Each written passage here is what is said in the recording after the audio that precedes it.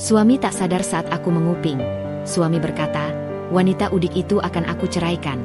Setelah kukuras semua harta miliknya, keluarganya tertawa. Detik itu juga ku bekukan ku tarik semua hartaku. Sebelum kita mulai ceritanya, yuk kita absen dulu ya. Mbak Putri pengen tahu sahabat-sahabat tercinta ini hadir dari kota mana aja nih? Tulis asal kalian di kolom komentar ya. Biar kita bisa makin akrab dan merasa dekat meski lewat layar. Semoga setiap langkah kalian selalu diberkahi, dilancarkan rezekinya, dimudahkan segala urusannya, dan dilindungi oleh Allah dimanapun berada. Amin. Yuk, ini dia ceritanya. Pagi selalu datang dengan cara yang sama bagi Cantika. Tidak pernah terburu-buru, tidak pernah gaduh. Ia bangun sebelum matahari benar-benar naik, ketika udara masih menyimpan sisa dingin malam dan halaman rumah belum ramai oleh suara apapun. Dari jendela kamar yang tirainya jarang ia tutup rapat, cahaya tipis masuk perlahan, menyentuh lantai, merayap ke ujung tempat tidur. Cantika tidak langsung bangkit. Ia selalu memberi dirinya waktu beberapa menit untuk bernapas, menyadari hari yang baru, dan menata pikirannya agar tetap jernih. Rutinitas sederhana itu sudah ia jalani bertahun-tahun, jauh sebelum statusnya berubah menjadi seorang istri. Bahkan jauh sebelum ia mengenal Hendra dan keluarganya. Kebiasaan itu terbentuk sejak hidupnya hanya diisi kerja, belajar, dan berusaha bertahan tanpa banyak sandaran. Baginya, ketenangan bukan sesuatu yang datang tiba-tiba. Ketenangan adalah hasil dari perjalanan panjang, dari jatuh bangun yang terlalu sering untuk dihitung. Cantika tumbuh di lingkungan yang tidak mengenal kemewahan. Rumah masa kecilnya tidak besar, tidak pula penuh perabot mahal. Namun rumah itu selalu bersih dan rapi. Bukan karena ada pembantu, melainkan karena Cantika dan ibunya terbiasa mengurus segalanya sendiri. Ayahnya pergi ketika ia masih duduk di bangku sekolah dasar, meninggalkan tanggung jawab yang terlalu berat untuk dipikul seorang perempuan. Sejak saat itu, Cantika belajar bahwa hidup tidak pernah memberi pilihan untuk bermalas-malasan. Ia membantu ibunya berjualan, membersihkan rumah, dan mengurus keperluan sehari-hari. Setelah pulang sekolah, alih-alih bermain, Cantika lebih sering menghitung uang kembalian atau menyusun barang dagangan. Tangannya terbiasa bekerja, pikirannya terbiasa mencari jalan keluar. Tidak ada ruang untuk mengeluh terlalu lama. Jika lelah, ia belajar menyimpannya. Jika sedih, ia belajar mengelolanya. Semua itu membentuk Cantika menjadi pribadi yang tidak suka menonjolkan diri. Ia terbiasa hidup dengan kepala tertunduk, bukan karena rendah diri, tetapi karena ia tahu apa yang sedang ia kejar. Ia tidak membutuhkan pengakuan untuk merasa berharga. Baginya, keberhasilan cukup diketahui dirinya sendiri dan orang-orang yang benar-benar peduli. Ketika beranjak dewasa, Cantika merantau. Ia bekerja sambil melanjutkan pendidikan. Hidupnya penuh jadwal, penuh target, dan penuh disiplin. Ia menabung sedikit demi sedikit, belajar mengelola keuangan dengan hati-hati, dan tidak pernah tergoda untuk menunjukkan hasil jerih payahnya.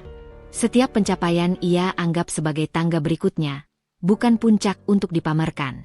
Banyak orang mengira Cantika biasa saja. Cara berpakaiannya sederhana, tutur katanya lembut, dan sikapnya tidak pernah berlebihan. Ia tidak suka bicara tentang dirinya sendiri kecuali jika ditanya. Bahkan ketika hasil kerjanya mulai terlihat, ia tetap memilih diam. Ia percaya bahwa terlalu banyak bicara hanya akan mengundang penilaian yang tidak perlu. Pandangan hidup itulah yang ia bawa ke dalam pernikahannya. Saat bertemu Hendra, Cantika tidak tertarik pada penampilan luar atau janji-janji besar. Ia melihat Hendra sebagai laki-laki yang pada awalnya tampak hangat dan penuh semangat. Hendra pandai berbicara, pandai membuat orang merasa diperhatikan. Cantika menyukai caranya mendengarkan, caranya mengangguk saat ia bercerita, dan caranya tersenyum seolah dunia tidak sekeras yang Cantika kenal. Bagi Cantika, pernikahan bukan tujuan akhir yang penuh pesta dan kemewahan. Pernikahan adalah tempat pulang. Tempat seseorang bisa melepaskan lelah tanpa takut dihakimi. Tempat dua orang berjalan berdampingan, bukan saling meninggalkan. Ia tidak membayangkan gaun megah atau gedung mewah. Yang ia bayangkan hanyalah rumah yang tenang, percakapan sederhana setelah hari panjang, dan rasa aman yang tidak perlu dipertanyakan. Saat Hendra melamarnya, Cantika menerima dengan keyakinan yang tenang. Ia tidak gegabah, tetapi juga tidak ragu. Ia merasa sudah cukup mengenal dirinya sendiri untuk tahu apa yang ia butuhkan. Ia tidak mencari suami yang sempurna, hanya seseorang yang mau tumbuh bersama. Dan saat itu, Hendra terlihat seperti orang yang tepat. Pernikahan mereka berlangsung sederhana. Tidak ada pesta besar, tidak ada undangan berlebihan.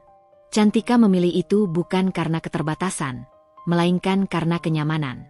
Ia tidak ingin pernikahannya menjadi tontonan. Ia ingin pernikahannya menjadi awal yang hangat.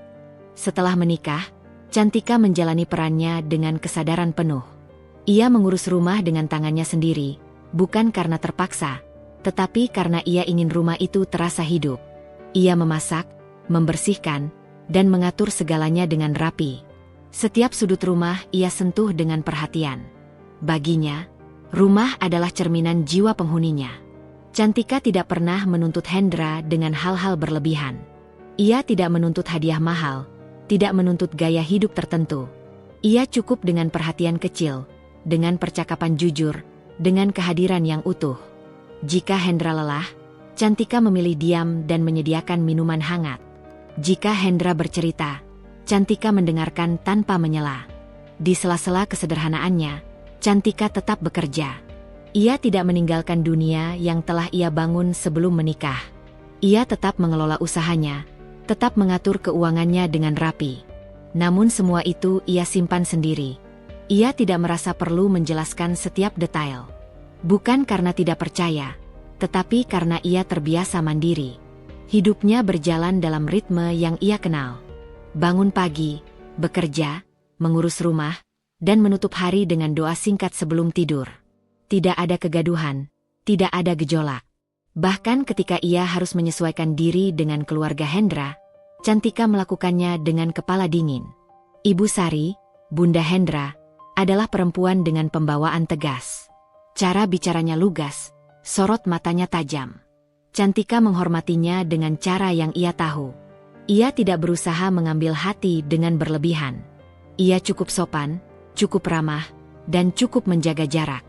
Ia percaya bahwa rasa hormat tidak perlu ditunjukkan dengan kepura-puraan. Arum, adik iparnya, lebih muda dan lebih ekspresif. Senyumnya mudah muncul, tawanya ringan. Cantika memperlakukannya seperti adik sendiri.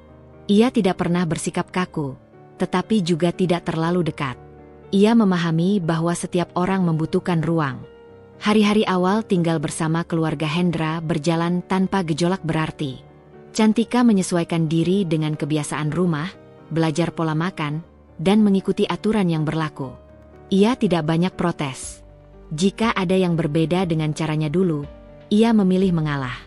Bukan karena takut, tetapi karena ia tahu tidak semua perbedaan harus dipertentangkan.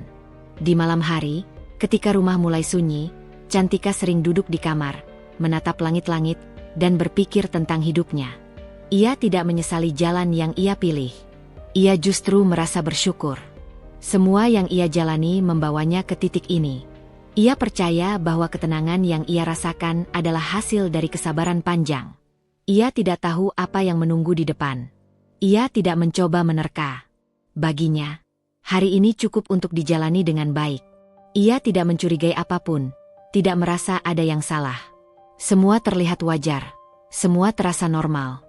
Cantika tidak pernah menyangka bahwa kesederhanaannya kelak akan disalahartikan. Bahwa diamnya akan dianggap kebodohan. Bahwa ketenangannya akan dilihat sebagai kelemahan. Namun pada fase ini, semua itu belum muncul ke permukaan.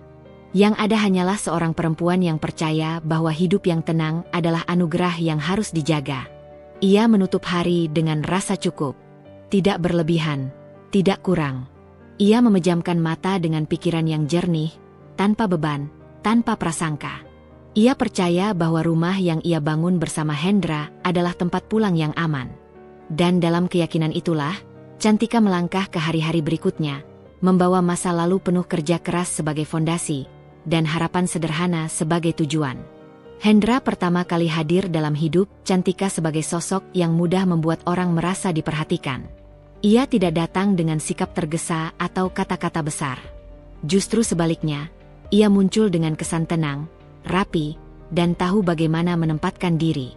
Dari cara ia duduk, cara ia berbicara, hingga caranya mendengarkan, semuanya memberi kesan bahwa ia adalah laki-laki yang bisa diandalkan. Cantika mengingat betul pertemuan-pertemuan awal mereka, bagaimana Hendra selalu memberi ruang baginya untuk berbicara tanpa dipotong. Bagaimana ia mengangguk pelan seolah setiap kata Cantika penting dan layak disimak. Bagi Cantika, perhatian semacam itu bukan hal sepele. Ia tumbuh sebagai perempuan yang terbiasa berdiri sendiri, jarang merasa benar-benar didengar. Maka ketika ada seseorang yang mampu membuatnya merasa nyaman tanpa banyak usaha, Cantika perlahan membuka diri.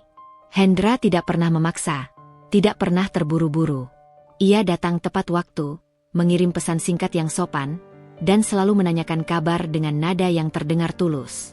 Dalam pandangan Cantika, Hendra adalah laki-laki yang tahu apa yang ia inginkan, tetapi masih menyimpan kesederhanaan. Ia bekerja dengan cukup serius, membicarakan masa depan dengan nada penuh keyakinan, dan tampak menghargai proses. Hendra sering bercerita tentang mimpinya, tentang keinginannya memiliki kehidupan yang mapan, tentang bagaimana ia tidak ingin hidup biasa-biasa saja. Saat itu, Cantika menganggap semua itu wajar. Setiap orang tentu ingin hidup lebih baik, dan Hendra menyampaikannya tanpa kesan sombong. Hendra juga pandai menyesuaikan diri. Saat bertemu teman-teman Cantika, ia bersikap sopan dan tidak berusaha menonjol. Ia mendengarkan cerita orang lain, tertawa di waktu yang tepat, dan tidak pernah membuat suasana canggung. Cantika merasa aman berada di sisinya.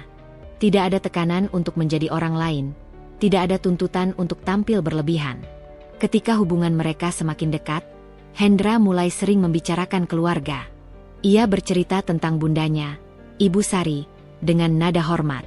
Ia menggambarkan bundanya sebagai perempuan kuat yang terbiasa mengatur segalanya. Tentang Arum, adiknya, Hendra menyebutnya sebagai sosok ceria yang kadang terlalu blak-blakan. Cantika mendengarkan semua itu dengan pikiran terbuka. Ia tidak pernah menghakimi dari cerita sepihak. Baginya, setiap keluarga memiliki dinamika masing-masing. Hendra terlihat sangat menghargai keluarganya. Ia sering menunda rencana pribadi demi memenuhi permintaan bunda atau menemani Arum. Cantika melihat itu sebagai bentuk tanggung jawab. Ia tidak merasa terganggu. Justru ia mengagumi Hendra yang begitu peduli pada orang-orang terdekatnya. Dalam masa-masa awal pernikahan, perhatian Hendra terasa nyata. Ia menanyakan keadaan Cantika setiap pagi, memastikan ia sudah makan, dan mengingatkan hal-hal kecil yang sering terlewat. Jika Cantika lelah, Hendra menyarankan untuk beristirahat. Jika Cantika diam, Hendra bertanya apakah ada yang mengganggu pikirannya. Semua itu membuat Cantika yakin bahwa ia telah memilih pasangan yang tepat. Hendra juga tampak bangga memiliki Cantika sebagai istri. Ia memperkenalkannya dengan senyum, menggenggam tangannya di depan orang lain, dan tidak segan memuji kesederhanaan Cantika. Dia memang gak suka ribet, begitu kata Hendra suatu kali, dengan nada yang terdengar hangat. Cantika tersenyum mendengarnya, merasa diterima apa adanya. Namun, seiring waktu berjalan, Cantika mulai menangkap perubahan-perubahan kecil yang awalnya ia anggap sepele. Perubahan itu tidak datang tiba-tiba, tidak pula mencolok.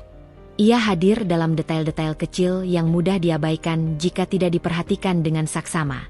Hendra mulai lebih sering membicarakan pandangan orang lain. Tentang bagaimana keluarga besar memandang kehidupan rumah tangga, tentang standar yang dianggap wajar oleh lingkungan mereka. Ia mulai membandingkan tanpa sadar, menyebut kehidupan orang lain sebagai contoh. Si A ini istrinya selalu tampil rapi. Atau, keluarga B itu kelihatannya hidupnya enak, rumahnya besar.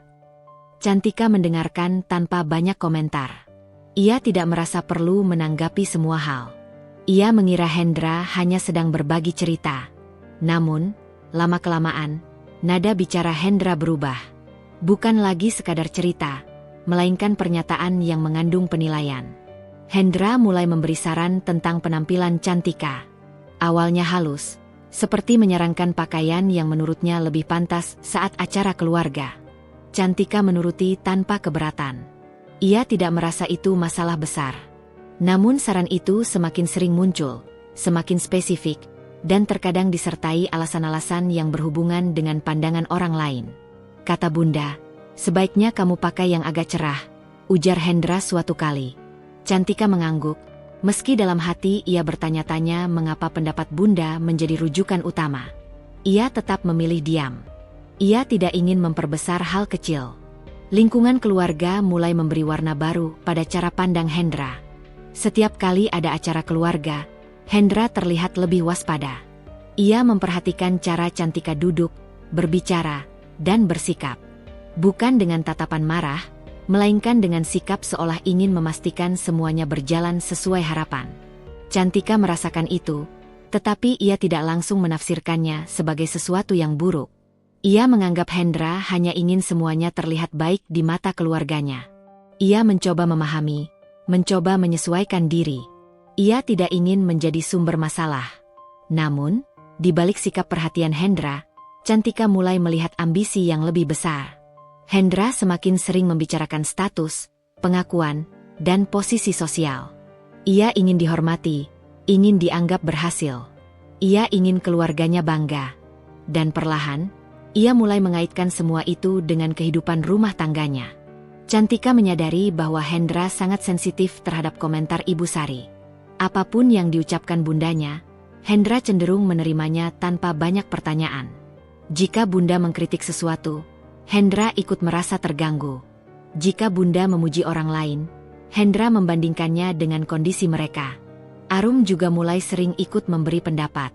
Ia menyampaikan pandangannya dengan nada bercanda, tetapi syarat makna.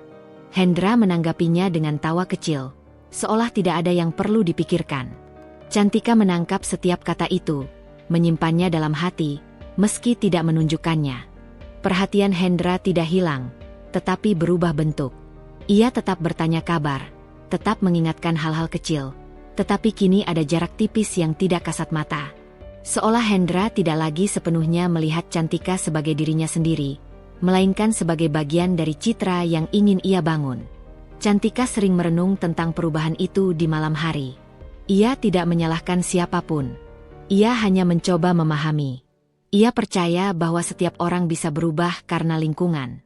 Dan Hendra berada di tengah keluarga yang memiliki pandangan kuat tentang status dan penampilan. Meski begitu, Cantika belum melihat ini sebagai ancaman. Ia masih percaya pada dasar hubungan mereka. Ia masih mengingat Hendra yang dulu, yang duduk di depannya dengan tatapan penuh perhatian, yang mendengarkan ceritanya tanpa menyela. Ia memilih berpegang pada kenangan itu, meyakini bahwa semua ini hanya fase penyesuaian. Hendra sendiri mungkin tidak menyadari perubahan yang terjadi pada dirinya. Baginya, semua itu terasa wajar. Ia hanya ingin hidupnya terlihat baik, ingin rumah tangganya dihormati, ingin membuktikan bahwa ia mampu memberikan yang terbaik. Ia tidak melihat ambisinya sebagai sesuatu yang salah. Cantika, dengan segala kesederhanaannya, tetap berdiri di sisi Hendra. Ia tidak menuntut penjelasan, tidak mempersoalkan perbedaan kecil. Ia percaya bahwa cinta dan kesabaran bisa meredam apapun. Ia belum tahu bahwa kesabaran yang ia rawat kelak akan diuji dengan cara yang tidak pernah ia bayangkan.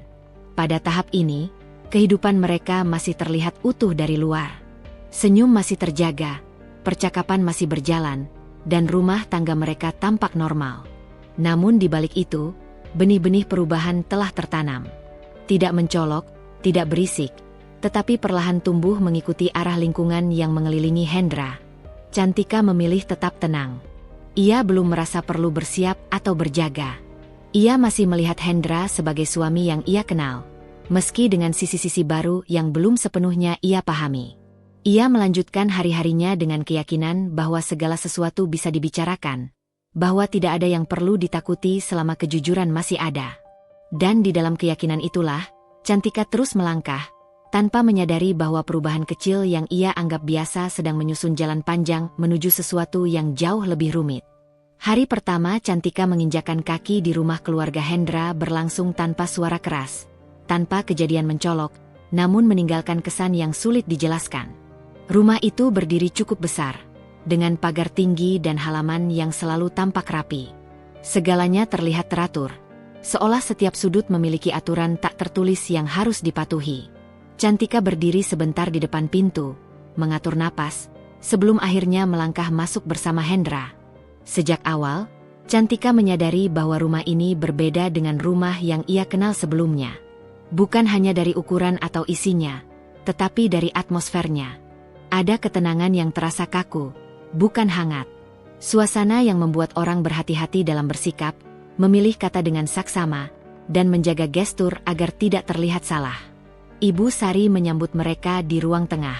Penampilannya rapi, rambut disanggul sempurna, dan pakaian yang dikenakan selalu terlihat serasi.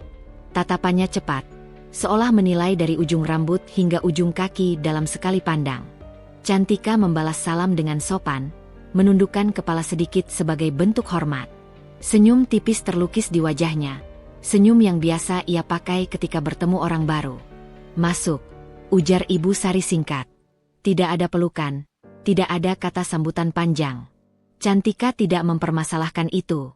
Ia memahami bahwa setiap orang memiliki cara sendiri dalam menerima kehadiran orang lain.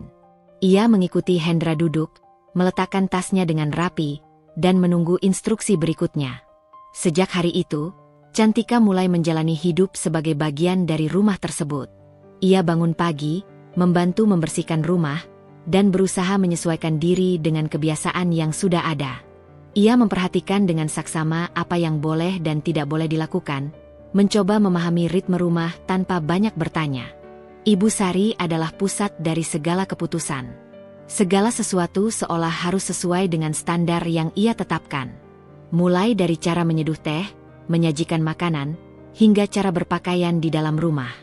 Cantika menerima semua arahan itu dengan kepala dingin.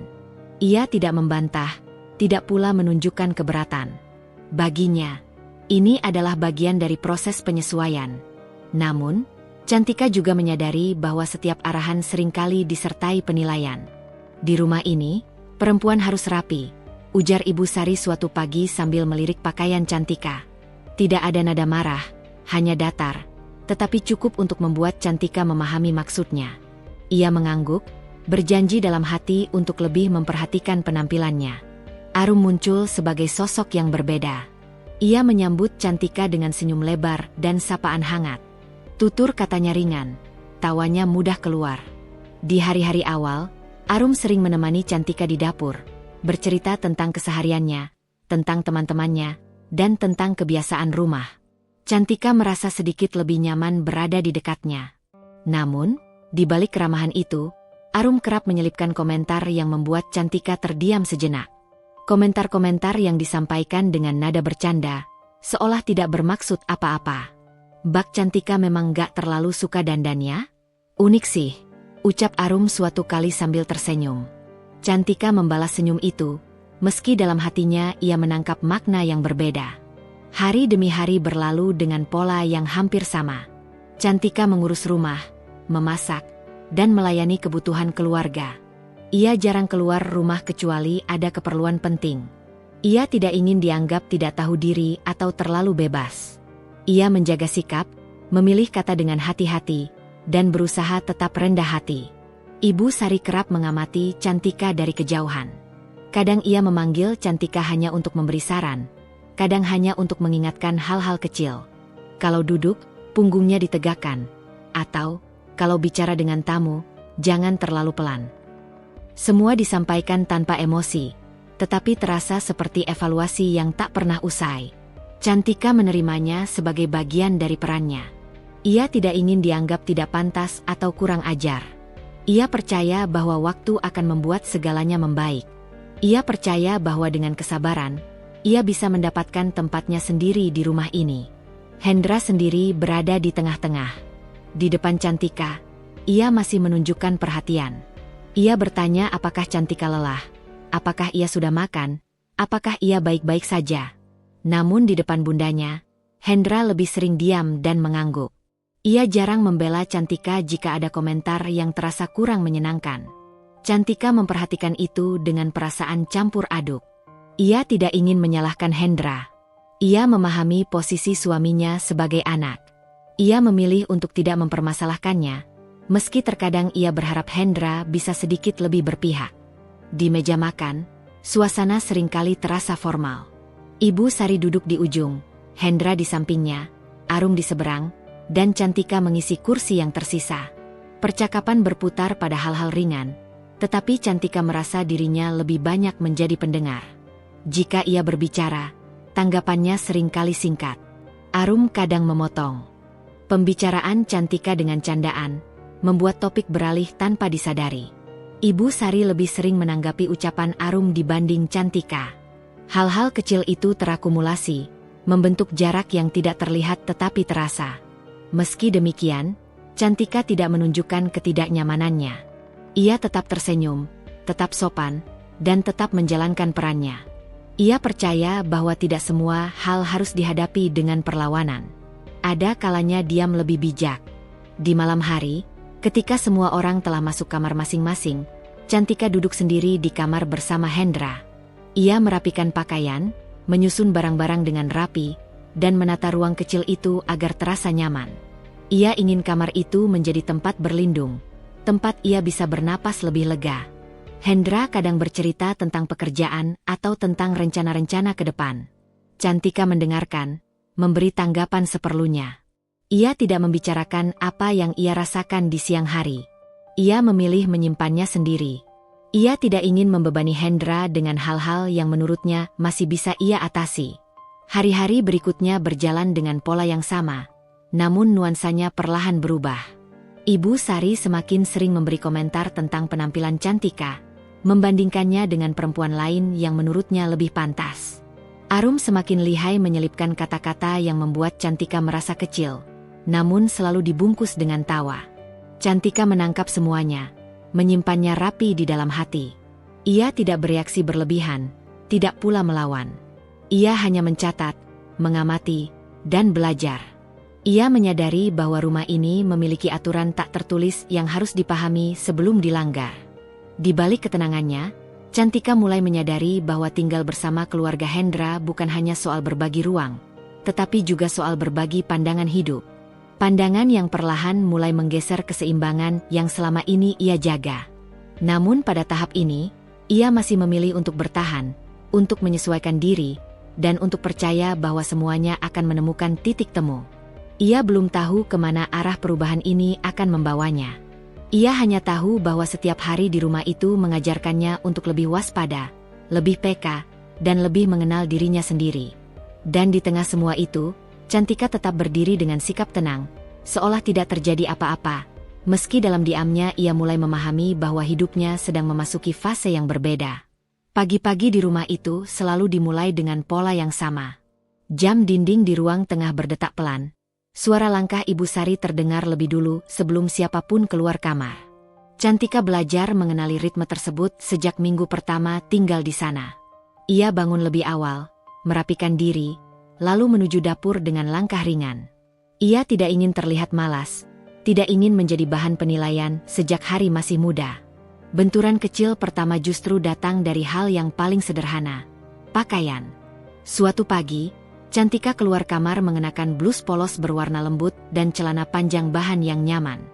Rambutnya ia ikat rapi, wajahnya bersih tanpa riasan tebal. Baginya, itu sudah cukup pantas untuk berada di dalam rumah. Namun tatapan Ibu Sari berhenti sedikit lebih lama saat melihatnya. Kalau di rumah ini, sebaiknya tetap kelihatan rapi, ujar Ibu Sari sambil menuang air panas ke cangkirnya. Nadanya datar, seolah hanya memberi saran. Cantika mengangguk. Iya, Bunda. Ia tidak membela diri, tidak menjelaskan bahwa pakaiannya sudah rapi. Ia hanya mencatat dalam hati bahwa standar rapi di rumah ini berbeda dengan standar yang ia kenal. Sejak hari itu, Cantika mulai memilih pakaian dengan lebih hati-hati. Bukan karena ia ingin berubah, melainkan karena ia ingin menghindari komentar serupa. Arum, yang duduk di meja makan sambil memainkan ponsel, menimpali dengan senyum tipis. Iya, Mbak. Biar kelihatan cocok sama rumahnya. Cantika tersenyum kecil. Ia menangkap nada yang samar, namun memilih mengabaikannya. Ia mengambil piring, menyusun sarapan, dan melanjutkan kegiatannya seolah tidak ada yang mengganjal. Benturan berikutnya datang dari urusan makanan. Cantika terbiasa memasak dengan rasa sederhana. Tidak terlalu asin, tidak terlalu manis. Ia memasak dengan prinsip sehat dan cukup. Namun di rumah ini, selera tampaknya berbeda. Ibu Sari menyukai masakan yang kaya rasa, tampilan menarik, dan terlihat pantas disajikan. Sayurnya kurang gurih, komentar Ibu Sari suatu siang setelah mencicipi masakan Cantika. Di keluarga kita, masakan harus berasa. Cantika mengangguk lagi. Baik, Bunda. Nanti Cantika perbaiki. Arum terkekeh pelan. Mbak Cantika memang kebiasaannya beda ya. Mungkin dulu sering makan seadanya. Kalimat itu diucapkan sambil tersenyum, seolah candaan biasa. Namun Cantika merasakan dadanya mengencang sesaat. Ia menunduk, merapikan sendok garpu, lalu berdiri untuk mengambil tambahan bumbu. Ia memilih fokus pada apa yang bisa ia lakukan, bukan pada kata-kata yang baru saja ia dengar.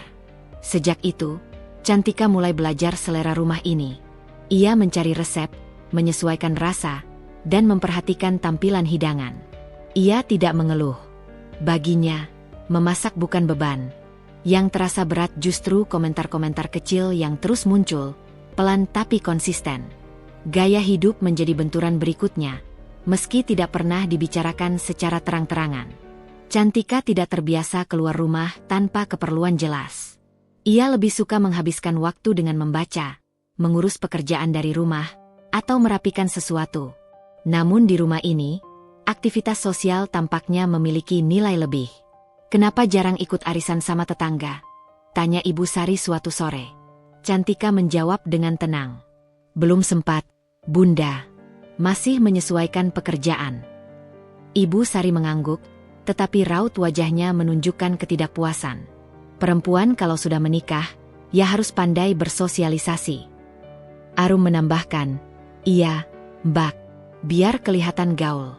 Di sini orang-orang suka memperhatikan. Cantika hanya tersenyum. Ia tidak menjelaskan bahwa ia memang tidak suka menjadi pusat perhatian. Ia tidak mengatakan bahwa baginya, kualitas hubungan lebih penting daripada jumlah pertemuan. Ia memilih diam. Lagi-lagi, benturan-benturan itu tidak pernah meledak. Tidak ada suara tinggi, tidak ada pertengkaran. Semuanya terjadi dalam bentuk kalimat pendek, tatapan singkat, dan senyum yang menyimpan makna. Namun justru karena itu, ketidaknyamanan tumbuh perlahan, seperti kabut tipis yang semakin lama semakin terasa. Hendra berada di antara semua itu, namun seringkali tidak benar-benar hadir. Ia mendengar komentar bundanya, mendengar candaan Arum, tetapi memilih diam. Kadang ia melirik Cantika sejenak, seolah ingin mengatakan sesuatu, lalu kembali fokus pada piringnya. Cantika memperhatikan sikap itu tanpa menuntut. Ia mengerti posisi Hendra sebagai anak dan adik. Ia tidak ingin memaksanya memilih. Ia meyakinkan dirinya bahwa ini hanya soal waktu, bahwa semua akan membaik setelah mereka benar-benar menyesuaikan diri. Namun di dalam dirinya, ada perasaan asing yang mulai tumbuh. Perasaan bahwa dirinya selalu berada di posisi yang harus menyesuaikan, bukan disesuaikan. Bahwa standar rumah ini tidak pernah bergerak ke arahnya, sementara ia terus bergeser sedikit demi sedikit. Ia mulai mengubah hal-hal kecil. Cara berpakaian menjadi lebih formal meski di rumah. Masakan dibuat lebih berat meski bukan seleranya. Jadwal harian diatur agar terlihat sibuk dengan hal-hal rumah tangga. Semua dilakukan tanpa keluhan. Di malam hari, saat sendirian di kamar, Cantika sering duduk di tepi tempat tidur, melepas ikatan rambut, dan menarik napas panjang. Ia tidak menangis. Ia tidak marah. Ia hanya lelah dengan penyesuaian yang tak pernah benar-benar selesai. Ia bertanya pada dirinya sendiri, apakah memang seperti ini menjadi bagian dari keluarga orang lain? Apakah setiap perempuan harus melepas kebiasaan lamanya demi dianggap pantas? Pertanyaan-pertanyaan itu tidak ia ucapkan pada siapapun. Ia menyimpannya rapi, seperti ia menyimpan banyak hal lain dalam hidupnya. Ketidaknyamanan itu belum cukup besar untuk disebut masalah. Semua masih bisa ditoleransi, masih bisa ditelan. Namun Cantika mulai menyadari bahwa rasa tidak nyaman yang dibiarkan terlalu lama bisa berubah bentuk. Ia belum tahu akan menjadi apa, tetapi ia merasakannya tumbuh, perlahan namun pasti. Dan di tengah semua penyesuaian itu, Cantika tetap memilih diam. Bukan karena tidak punya suara, melainkan karena ia masih percaya bahwa kesabaran adalah jalan terbaik. Ia belum tahu bahwa diamnya kelak akan dianggap sebagai kelemahan, dan penyesuaiannya akan dilihat sebagai sesuatu yang bisa terus dituntut tanpa batas. Untuk saat ini, ia hanya melangkah pelan, mengikuti arus rumah itu, sambil menjaga dirinya sendiri agar tidak benar-benar hilang di dalamnya. Cantika tidak pernah memisahkan hidup pribadinya dari kebiasaan lama yang telah ia bangun bertahun-tahun. Meski kini ia tinggal di rumah keluarga Hendra, ada satu ruang yang tetap ia jaga rapi dan sunyi, urusan keuangannya sendiri. Bukan karena ia menyembunyikan sesuatu yang memalukan, justru sebaliknya. Ia menyimpannya karena itu adalah hasil dari perjalanan panjang yang tidak semua orang perlu tahu. Setiap pagi, setelah pekerjaan rumah selesai dan sebelum aktivitas lain dimulai, Cantika selalu menyempatkan diri membuka catatan kecil di ponselnya. Tidak mencolok, tidak pernah ia lakukan di depan orang lain. Catatan itu berisi angka-angka, jadwal, dan pengingat yang hanya ia pahami maknanya. Tidak ada nama mencolok, tidak ada keterangan berlebihan. Semua tersusun rapi, seperti pikirannya. Sejak dulu, Cantika terbiasa mengatur hidupnya sendiri. Saat masih merantau dan bekerja sambil belajar, ia menyadari satu hal penting. Tidak ada yang lebih menenangkan selain memiliki kendali atas diri sendiri. Kendali itu bukan untuk dipamerkan, bukan untuk dibanggakan. Kendali itu adalah rasa aman. Ia mulai menabung sejak menerima penghasilan pertamanya. Jumlahnya kecil, bahkan seringkali terasa tidak berarti. Namun Cantika konsisten. Ia tidak tergoda menghabiskannya untuk hal-hal yang tidak perlu. Setiap rupiah memiliki tujuan. Bukan karena ia pelit, melainkan karena ia menghargai setiap tetes keringat yang ia keluarkan. Dari kebiasaan itulah, perlahan terbentuk fondasi keuangan yang kokoh. Cantika belajar mengembangkan uangnya dengan cara yang ia pahami. Ia mengikuti pelatihan kecil, membaca banyak referensi, dan bertanya pada orang-orang yang ia percaya. Ia tidak gegabah. Ia tidak mengejar hasil instan. Semua dilakukan dengan sabar dan penuh perhitungan. Usaha pertamanya dimulai dari hal sederhana. Tidak besar, tidak mencolok. Ia mengelolanya sendiri, dari perencanaan hingga eksekusi. Saat usaha itu mulai menunjukkan hasil, Cantika tidak mengubah gaya hidupnya. Ia tetap hidup sederhana, tetap menggunakan barang-barang yang sama, tetap menahan diri dari keinginan-keinginan yang tidak perlu. Aset demi aset mulai terbentuk, namun semua atas namanya sendiri. Bukan karena ia tidak percaya pada siapapun, tetapi karena ia percaya pada prinsip kemandirian. Ia tidak ingin menggantungkan hidup sepenuhnya pada orang lain, siapapun itu. Baginya, pernikahan adalah kerjasama, bukan pengalihan tanggung jawab. Ketika menikah dengan Hendra, Cantika tidak merasa perlu mengumumkan semua yang ia miliki. Ia tidak pernah ditanya secara langsung, dan ia pun tidak terpikir untuk bercerita. Bukan karena ia ingin merahasiakan, melainkan karena baginya, harta bukan topik utama dalam hubungan. Ia tidak ingin hubungan mereka berdiri di atas angka. Hendra mengenal Cantika sebagai perempuan sederhana yang bekerja dan mengurus rumah dengan baik. Ia tahu Cantika mandiri, tetapi tidak pernah membayangkan sejauh apa kemandirian itu. Cantika tidak pernah membenarkan atau meluruskan anggapan apapun. Ia membiarkan orang lain melihat apa yang mereka lihat. Di rumah keluarga Hendra, kesederhanaan Cantika justru semakin menutupi latar belakangnya. Cara berpakaian yang tidak mencolok, kebiasaan hidup yang hemat, dan sikap yang tidak suka bicara banyak membuatnya terlihat seperti perempuan biasa. Cantika tidak keberatan dengan anggapan itu. Ia justru merasa lebih nyaman. Ibu Sari dan Arum tidak pernah menaruh curiga. Bagi mereka, Cantika hanyalah menantu yang datang tanpa membawa sesuatu yang bisa dibanggakan. Mereka menilai dari apa yang terlihat, dari penampilan, dari gaya hidup. Dan Cantika tidak pernah berusaha mengubah penilaian itu. Di balik kesibukan rumah tangga, Cantika tetap menjalankan usahanya. Ia mengatur semuanya dengan rapi, seringkali di waktu-waktu sunyi. Saat rumah sepi, saat semua orang sibuk dengan urusannya masing-masing, ia membuka laptop, memeriksa laporan, dan mengambil keputusan dengan tenang. Ia tidak menggunakan ruang bersama, tidak pula menampakkan kesibukannya. Semua dilakukan di kamar, dengan pintu tertutup. Jika ada yang bertanya, ia hanya menjawab bahwa ia sedang mengurus pekerjaan kecil. Tidak ada kebohongan, hanya penyederhanaan. Tabungan Cantika tersebar dengan rapi. Tidak dalam satu tempat, tidak mudah dilacak. Ia belajar dari pengalaman bahwa terlalu bergantung pada satu sumber adalah kesalahan. Semua ia atur dengan prinsip kehati-hatian yang sama, seperti ia mengatur hidupnya. Sesekali, Hendra melihat Cantika sibuk dengan ponsel atau laptop.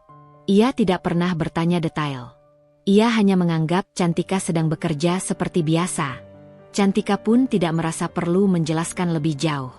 Baginya, selama tidak ada yang bertanya dengan niat baik, tidak ada yang perlu dijawab.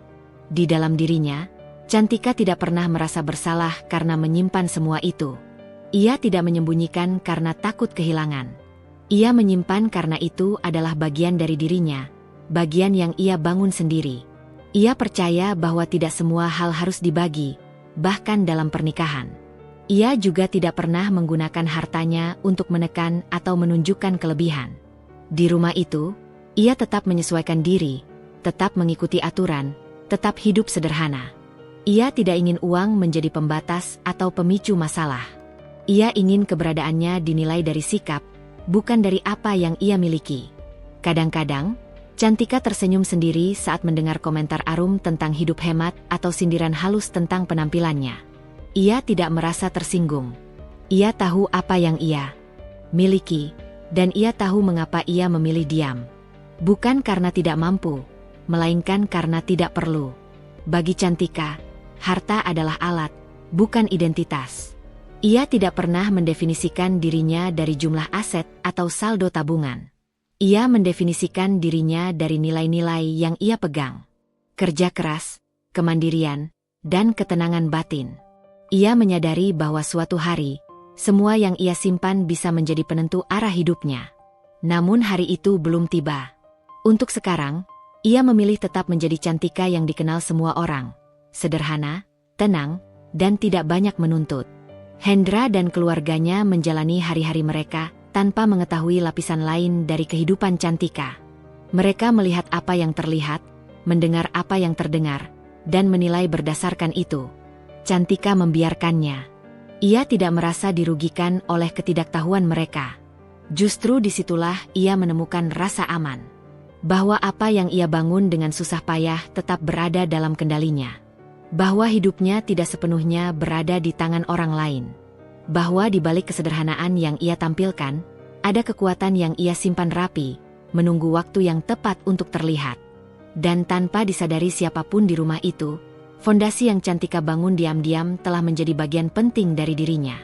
Sebuah fondasi yang kelak akan menentukan bagaimana ia berdiri, bertahan, dan melangkah, ketika keseimbangan yang ia jaga mulai benar-benar diuji.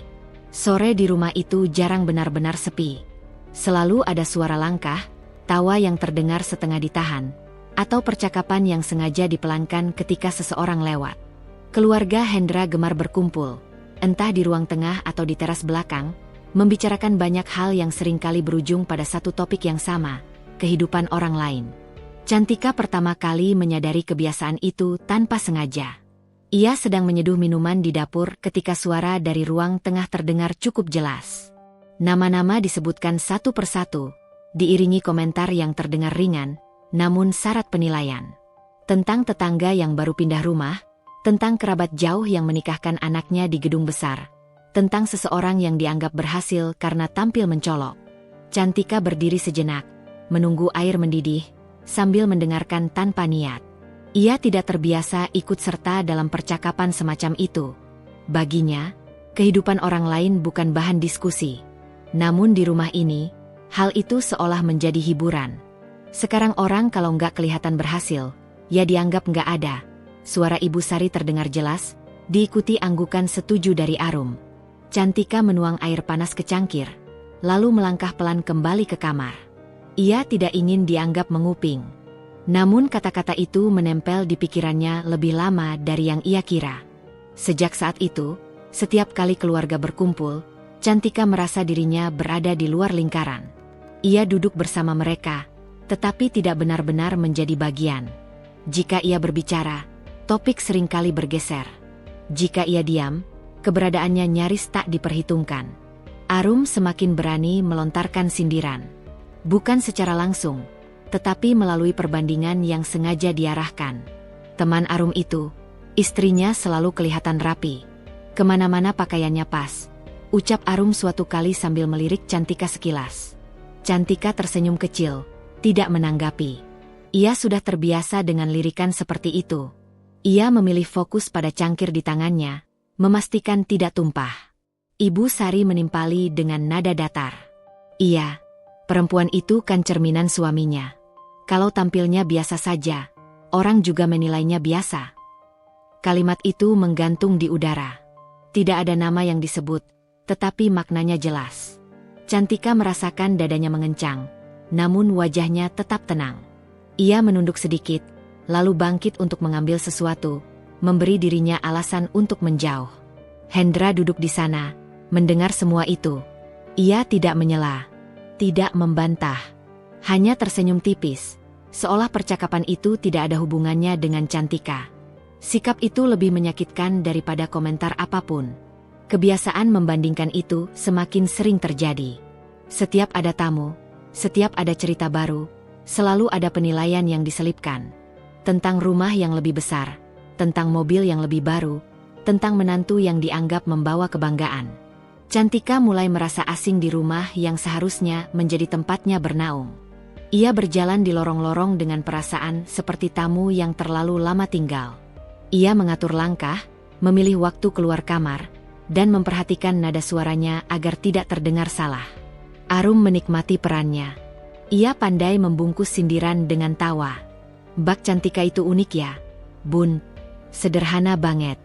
Jarang ada yang kayak gitu sekarang, katanya suatu sore. Ibu Sari tersenyum tipis. Sederhana itu boleh, tapi jangan sampai kelihatan nggak berkembang. Cantika duduk di ujung sofa, tangannya terlipat rapi di pangkuan. Ia mendengar, memahami, dan memilih diam. Ia tahu, membela diri hanya akan membuat suasana semakin canggung. Ia tidak ingin menjadi topik pembicaraan berikutnya. Namun diamnya bukan tanpa rasa. Setiap komentar, setiap perbandingan, menambah lapisan tipis ketidaknyamanan. Ia mulai mempertanyakan posisinya. Apakah ia benar-benar diterima, atau hanya ditoleransi? Ia merindukan suasana rumah yang dulu ia kenal. Rumah yang tidak menuntut penampilan, tidak menilai dari apa yang terlihat. Di sini, segalanya seolah harus memenuhi standar tertentu agar dianggap layak. Di malam hari, Cantika sering duduk sendirian di kamar, mendengarkan suara tawa dari luar. Tawa yang tidak pernah melibatkannya. Ia tidak merasa iri, hanya merasa jauh. Jarak itu tidak terlihat, tetapi nyata. Hendra semakin sering larut dalam percakapan keluarga. Ia tertawa bersama mereka, ikut mengomentari, dan sesekali melirik Cantika dengan pandangan yang sulit ia artikan.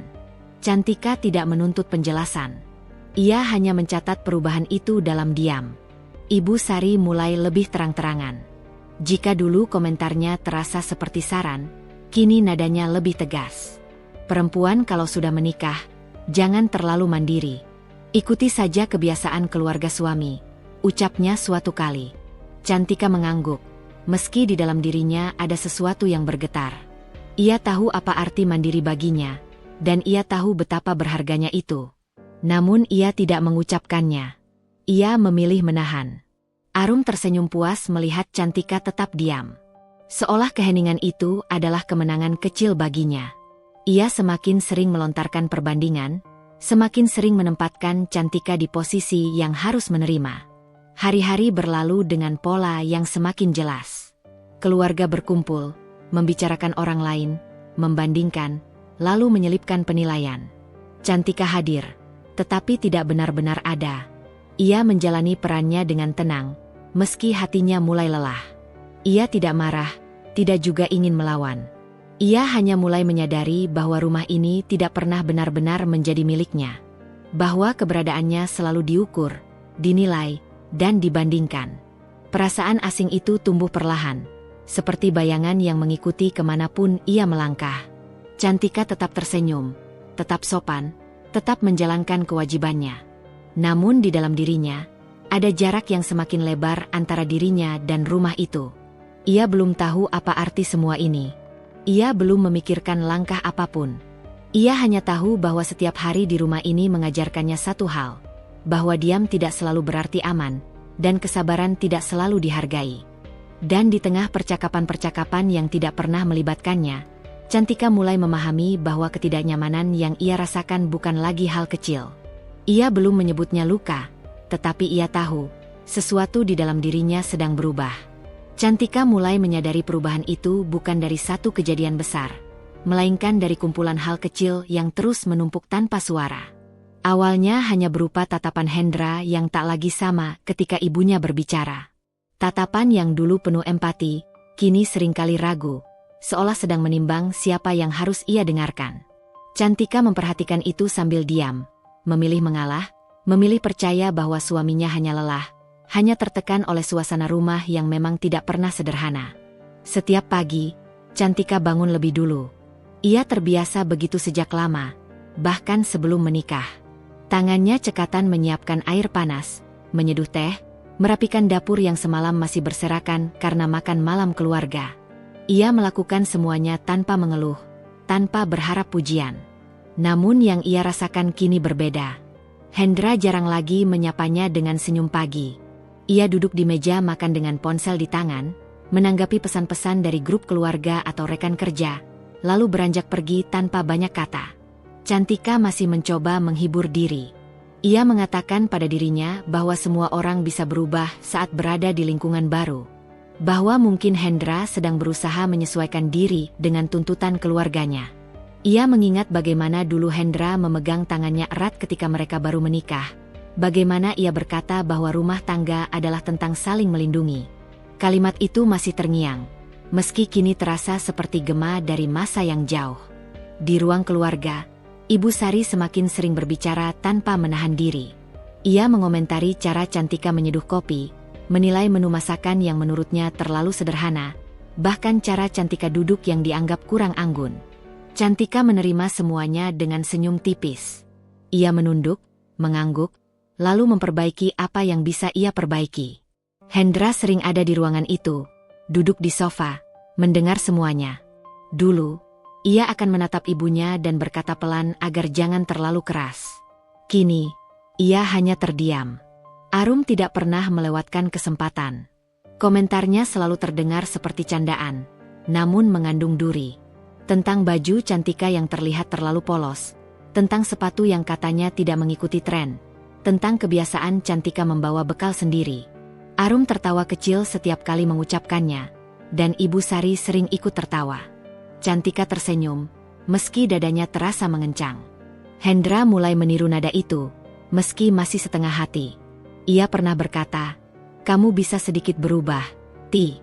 Biar kelihatan lebih pantas." Kata pantas itu menempel lama di pikiran Cantika.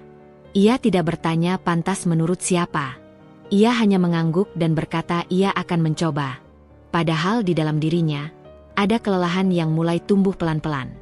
Malam hari menjadi waktu yang sunyi. Cantika dan Hendra tidur di kamar yang sama, tetapi percakapan mereka semakin jarang. Hendra sering sibuk dengan ponselnya, membalas pesan, membaca berita, atau sekadar menggulir layar tanpa tujuan. Cantika memandangi langit-langit kamar, mendengarkan napas suaminya, mencoba memahami jarak yang kini terbentang di antara mereka. Ia masih mengingat masa-masa awal pernikahan. Hendra yang mengantarnya ke tempat kerja, yang menunggu dengan sabar ketika Cantika harus lembur, yang tidak pernah mempermasalahkan kesederhanaan. Semua itu terasa nyata, namun kini seperti cerita lain. Cantika bertanya dalam hati, apakah ia yang berubah, atau dunia di sekeliling Hendra yang terlalu berisik hingga mengubahnya. Di meja makan, pembicaraan keluarga sering berputar tentang orang lain. Tentang tetangga yang baru membeli mobil, tentang sepupu yang menikah dengan pasangan dari keluarga terpandang, tentang gaya hidup yang menurut mereka layak untuk dibanggakan. Cantika duduk mendengarkan, sesekali menyendok nasi, sesekali mengangguk. Ia merasa asing, seolah sedang menjadi tamu di rumah yang seharusnya ia sebut miliknya. Hendra ikut berbicara dalam percakapan itu. Ia mulai menyebut nama-nama, membandingkan, mengomentari. Cantika memperhatikan bagaimana nada suaranya berubah ketika membicarakan status, jabatan, dan pencapaian orang lain. Ada semangat yang berbeda, semacam keinginan untuk diakui, untuk sejajar. Cantika tidak menyela. Ia tahu, setiap kata yang keluar darinya mungkin akan terdengar tidak pada tempatnya. Suatu sore, Ibu Sari menyindir cara Cantika mengatur lemari. Ia mengatakan bahwa lemari itu terlihat terlalu sederhana, tidak mencerminkan istri Hendra. Cantika mengangguk dan berkata ia akan merapikannya lagi. Hendra berdiri di dekat pintu, mendengar semuanya. Ketika Cantika menoleh, berharap ada pembelaan, Hendra hanya berkata, "Ibu cuma mau yang terbaik." Kalimat itu terdengar datar, tanpa emosi. Cantika tersenyum tipis dan kembali ke kamar. Di sana, ia duduk di tepi ranjang, memandangi tangannya sendiri. Tangan yang telah bekerja keras sejak lama, yang terbiasa mengurus segala hal tanpa sorotan. Ia merasa ada bagian dari dirinya yang perlahan mengecil. Hari demi hari berlalu dengan pola yang sama. Cantika semakin jarang berbicara. Ia memilih menyelesaikan pekerjaannya, membantu di rumah, lalu menghabiskan waktu sendiri. Ia membaca, menulis catatan kecil, atau sekadar menatap jendela. Hendra jarang menanyakan perasaannya. Jika Cantika terlihat murung, Hendra akan berkata bahwa ia terlalu sensitif, terlalu memikirkan hal kecil. Kata-kata itu menusuk, meski diucapkan tanpa nada marah. Cantika mulai meragukan dirinya sendiri. Ia bertanya apakah memang ia yang terlalu perasa, terlalu rapuh. Ia mencoba mengingat prinsip hidupnya, tentang tidak menggantungkan kebahagiaan pada pengakuan orang lain.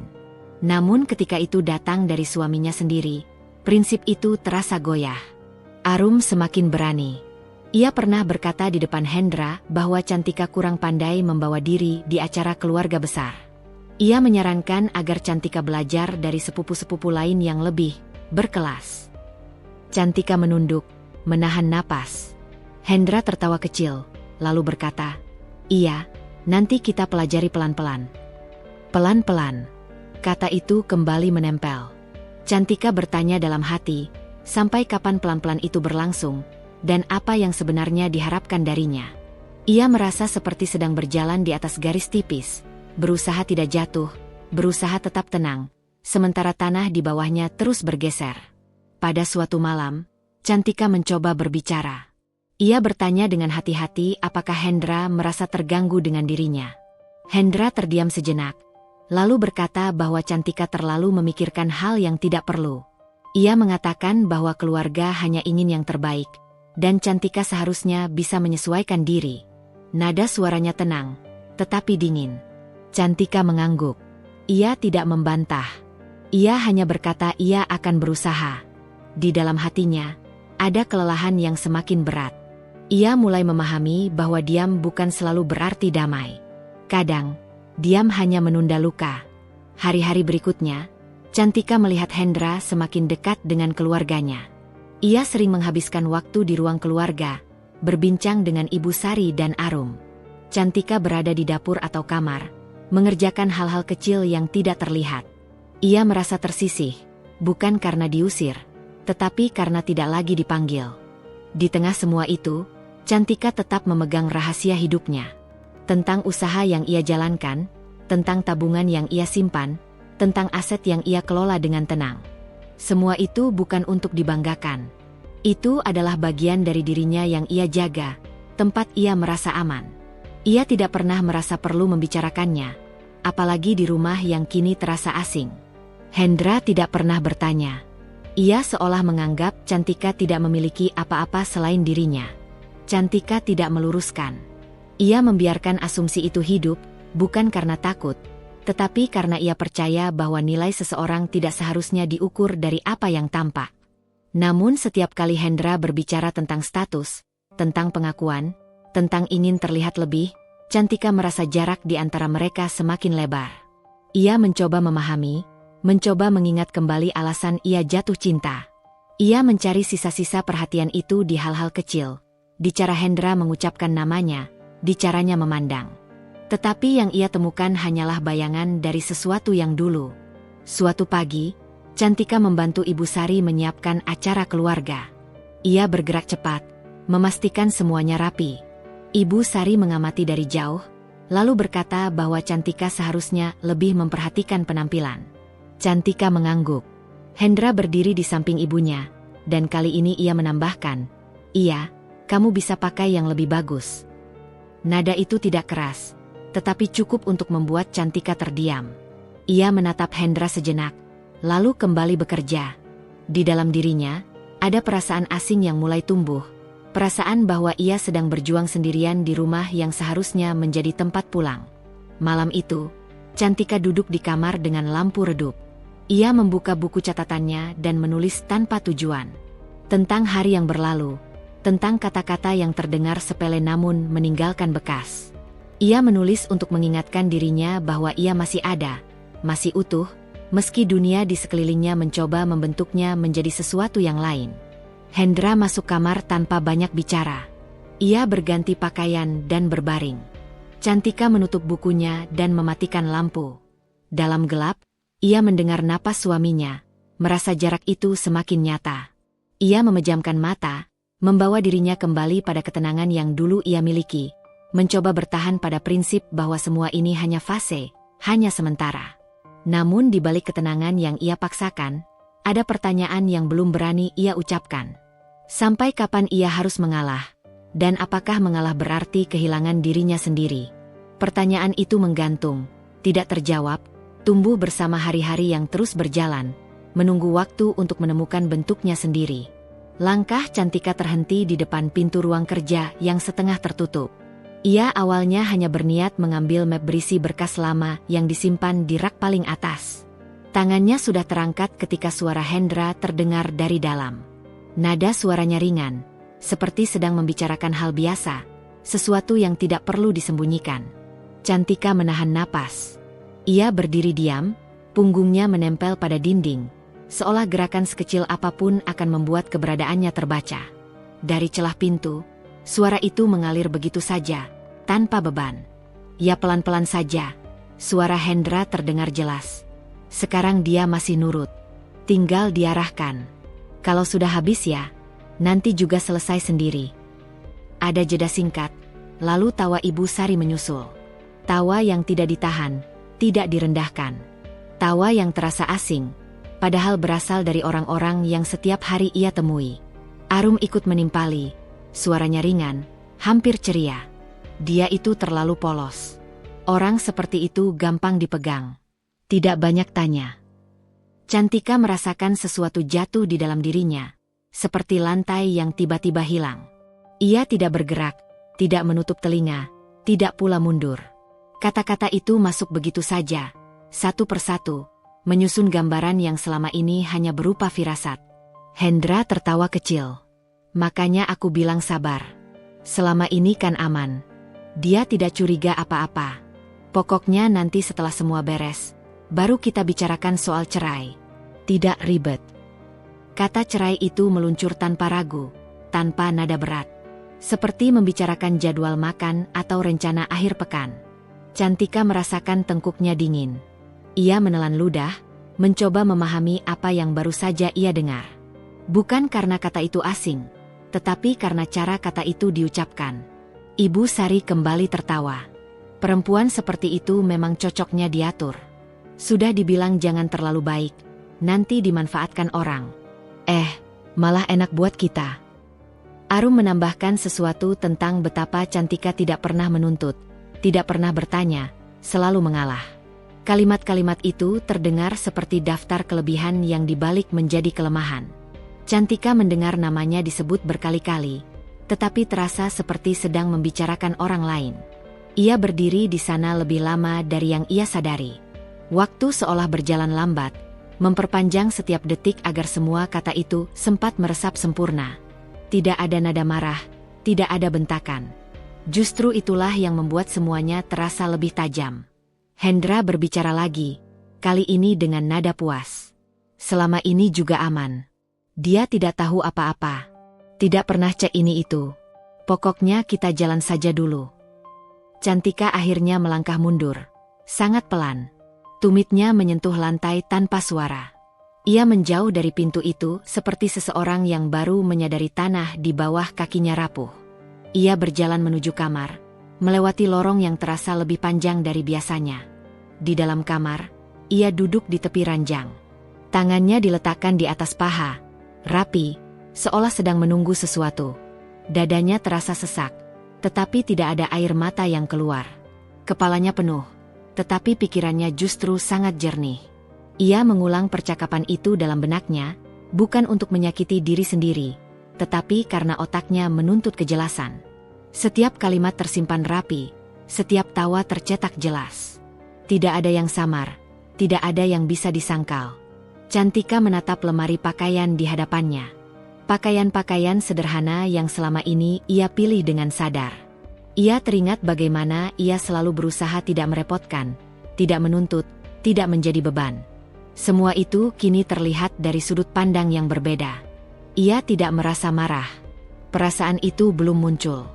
Yang ada hanyalah sesuatu yang runtuh perlahan, seperti bangunan tua yang selama ini ia huni dengan keyakinan penuh. Runtuh tanpa suara keras, tanpa debu yang berterbangan. Cantika mengingat wajah Hendra ketika pagi tadi pamit kerja. Senyum tipis, ciuman singkat di kening. Tidak ada yang aneh. Semua terasa normal, bahkan hangat. Kini, ingatan itu terasa seperti potongan adegan dari film yang alurnya sudah berubah. Ia berdiri dan berjalan ke jendela. Di luar, cahaya sore mulai meredup. Orang-orang berlalu lalang, menjalani hidup mereka masing-masing. Dunia tidak berhenti hanya karena hatinya baru saja patah di tempat yang tidak ia sangka. Tangannya meraih ponsel, tetapi ia tidak membuka apapun. Ia meletakkannya kembali di meja. Tidak ada yang ingin ia hubungi. Tidak ada kata yang ingin ia ucapkan. Untuk pertama kalinya sejak lama, ia merasa benar-benar sendirian, bukan karena ditinggalkan, tetapi karena dikhianati tanpa ia sadari. Ia duduk kembali, kali ini di lantai, bersandar pada ranjang. Kepalanya tertunduk, tetapi punggungnya tetap tegak. Ada kebiasaan lama yang membuatnya bertahan dalam posisi itu, kebiasaan untuk tidak menunjukkan kelemahan, bahkan ketika tidak ada yang melihat. Di luar kamar, tawa itu terdengar lagi, samar, bercampur dengan suara televisi. Cantika mendengarnya sebagai bunyi latar, tidak lagi sebagai bagian dari hidupnya. Ada jarak yang tiba-tiba terbentuk, memisahkan dirinya dari semua itu. Ia menarik napas dalam-dalam, lalu menghembuskannya perlahan. Tidak ada isak, tidak ada gemetar. Hanya keheningan yang berat, menekan dari dalam. Ia menyadari bahwa semua pengorbanan, semua kesabaran, semua diamnya selama ini telah dibaca sebagai kebodohan. Kesadaran itu tidak membuatnya menjerit. Justru membuatnya sangat tenang. Seperti seseorang yang akhirnya melihat peta setelah lama tersesat. Ada rasa sakit, tentu saja. Tetapi juga ada sesuatu yang lain. Sesuatu yang belum ia beri nama. Cantika memejamkan mata. Ia tidak berdoa, tidak pula meminta apapun. Ia hanya membiarkan kenyataan itu duduk bersamanya, memenuhi ruang di dadanya. Di balik ketenangan wajahnya, ada bagian dari dirinya yang hancur, runtuh sepenuhnya, dan tidak akan pernah kembali ke bentuk semula. Cantika bangun keesokan paginya seperti biasa.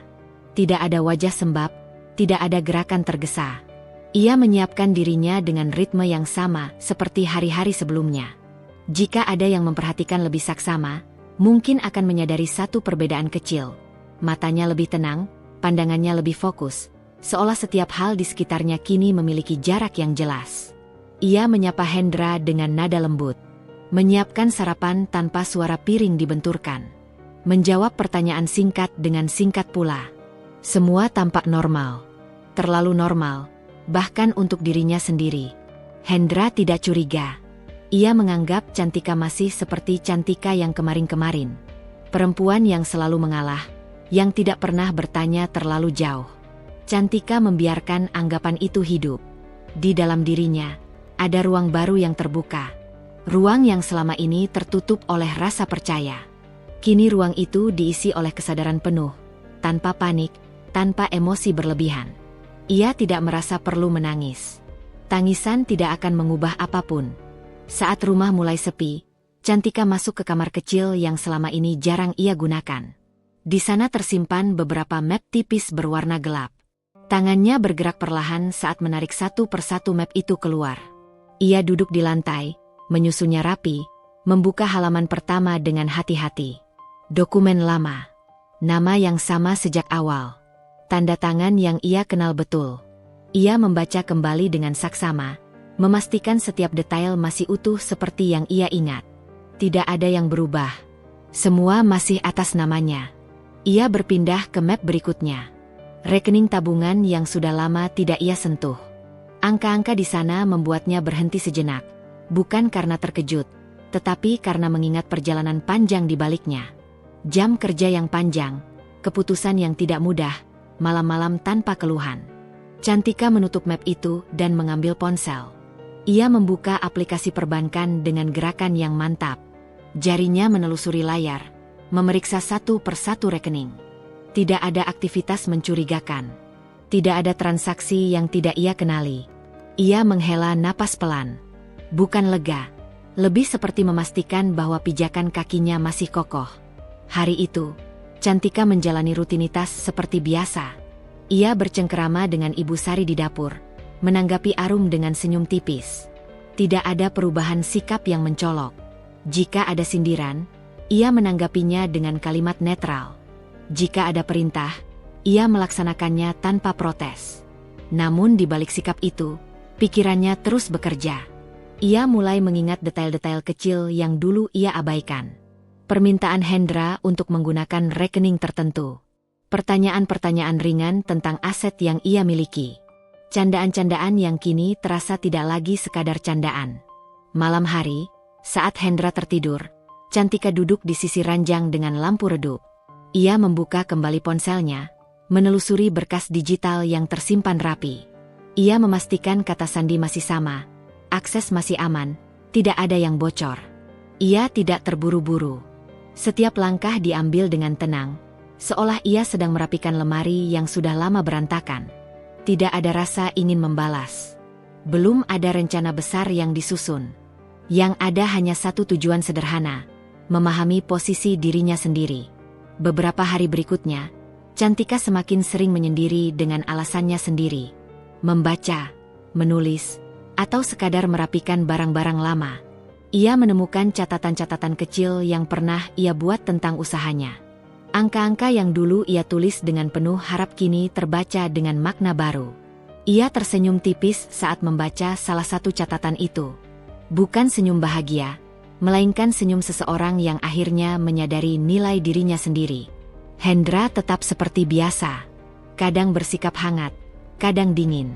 Ucapannya masih terdengar tajam di beberapa kesempatan. Cantika menanggapinya tanpa perlawanan. Ia tidak lagi mencari penjelasan dari nada suara atau ekspresi wajah. Semua itu tidak lagi penting. Yang penting adalah apa yang ia pegang, apa yang ia tahu, dan apa yang ia simpan untuk dirinya sendiri. Suatu sore, saat keluarga berkumpul, Arum kembali melontarkan sindiran ringan. Tentang perempuan yang terlalu percaya, tentang istri yang tidak tahu apa-apa. Cantika mendengarnya dengan kepala tegak. Tidak ada getaran di dadanya. Kata-kata itu melintas begitu saja, tidak lagi menusuk. Ibu Sari ikut tertawa. Tawa yang sama seperti yang ia dengar dari balik pintu beberapa hari lalu. Kini tawa itu terdengar berbeda. Tidak lagi mengejutkan, tidak lagi menyakitkan. Hanya memperjelas sesuatu yang sudah ia pahami. Cantika memandang mereka satu persatu. Wajah-wajah yang dulu ia anggap keluarga, kini ia lihat sebagai individu dengan kepentingan masing-masing. Ia tidak membenci. Ia hanya berhenti berharap.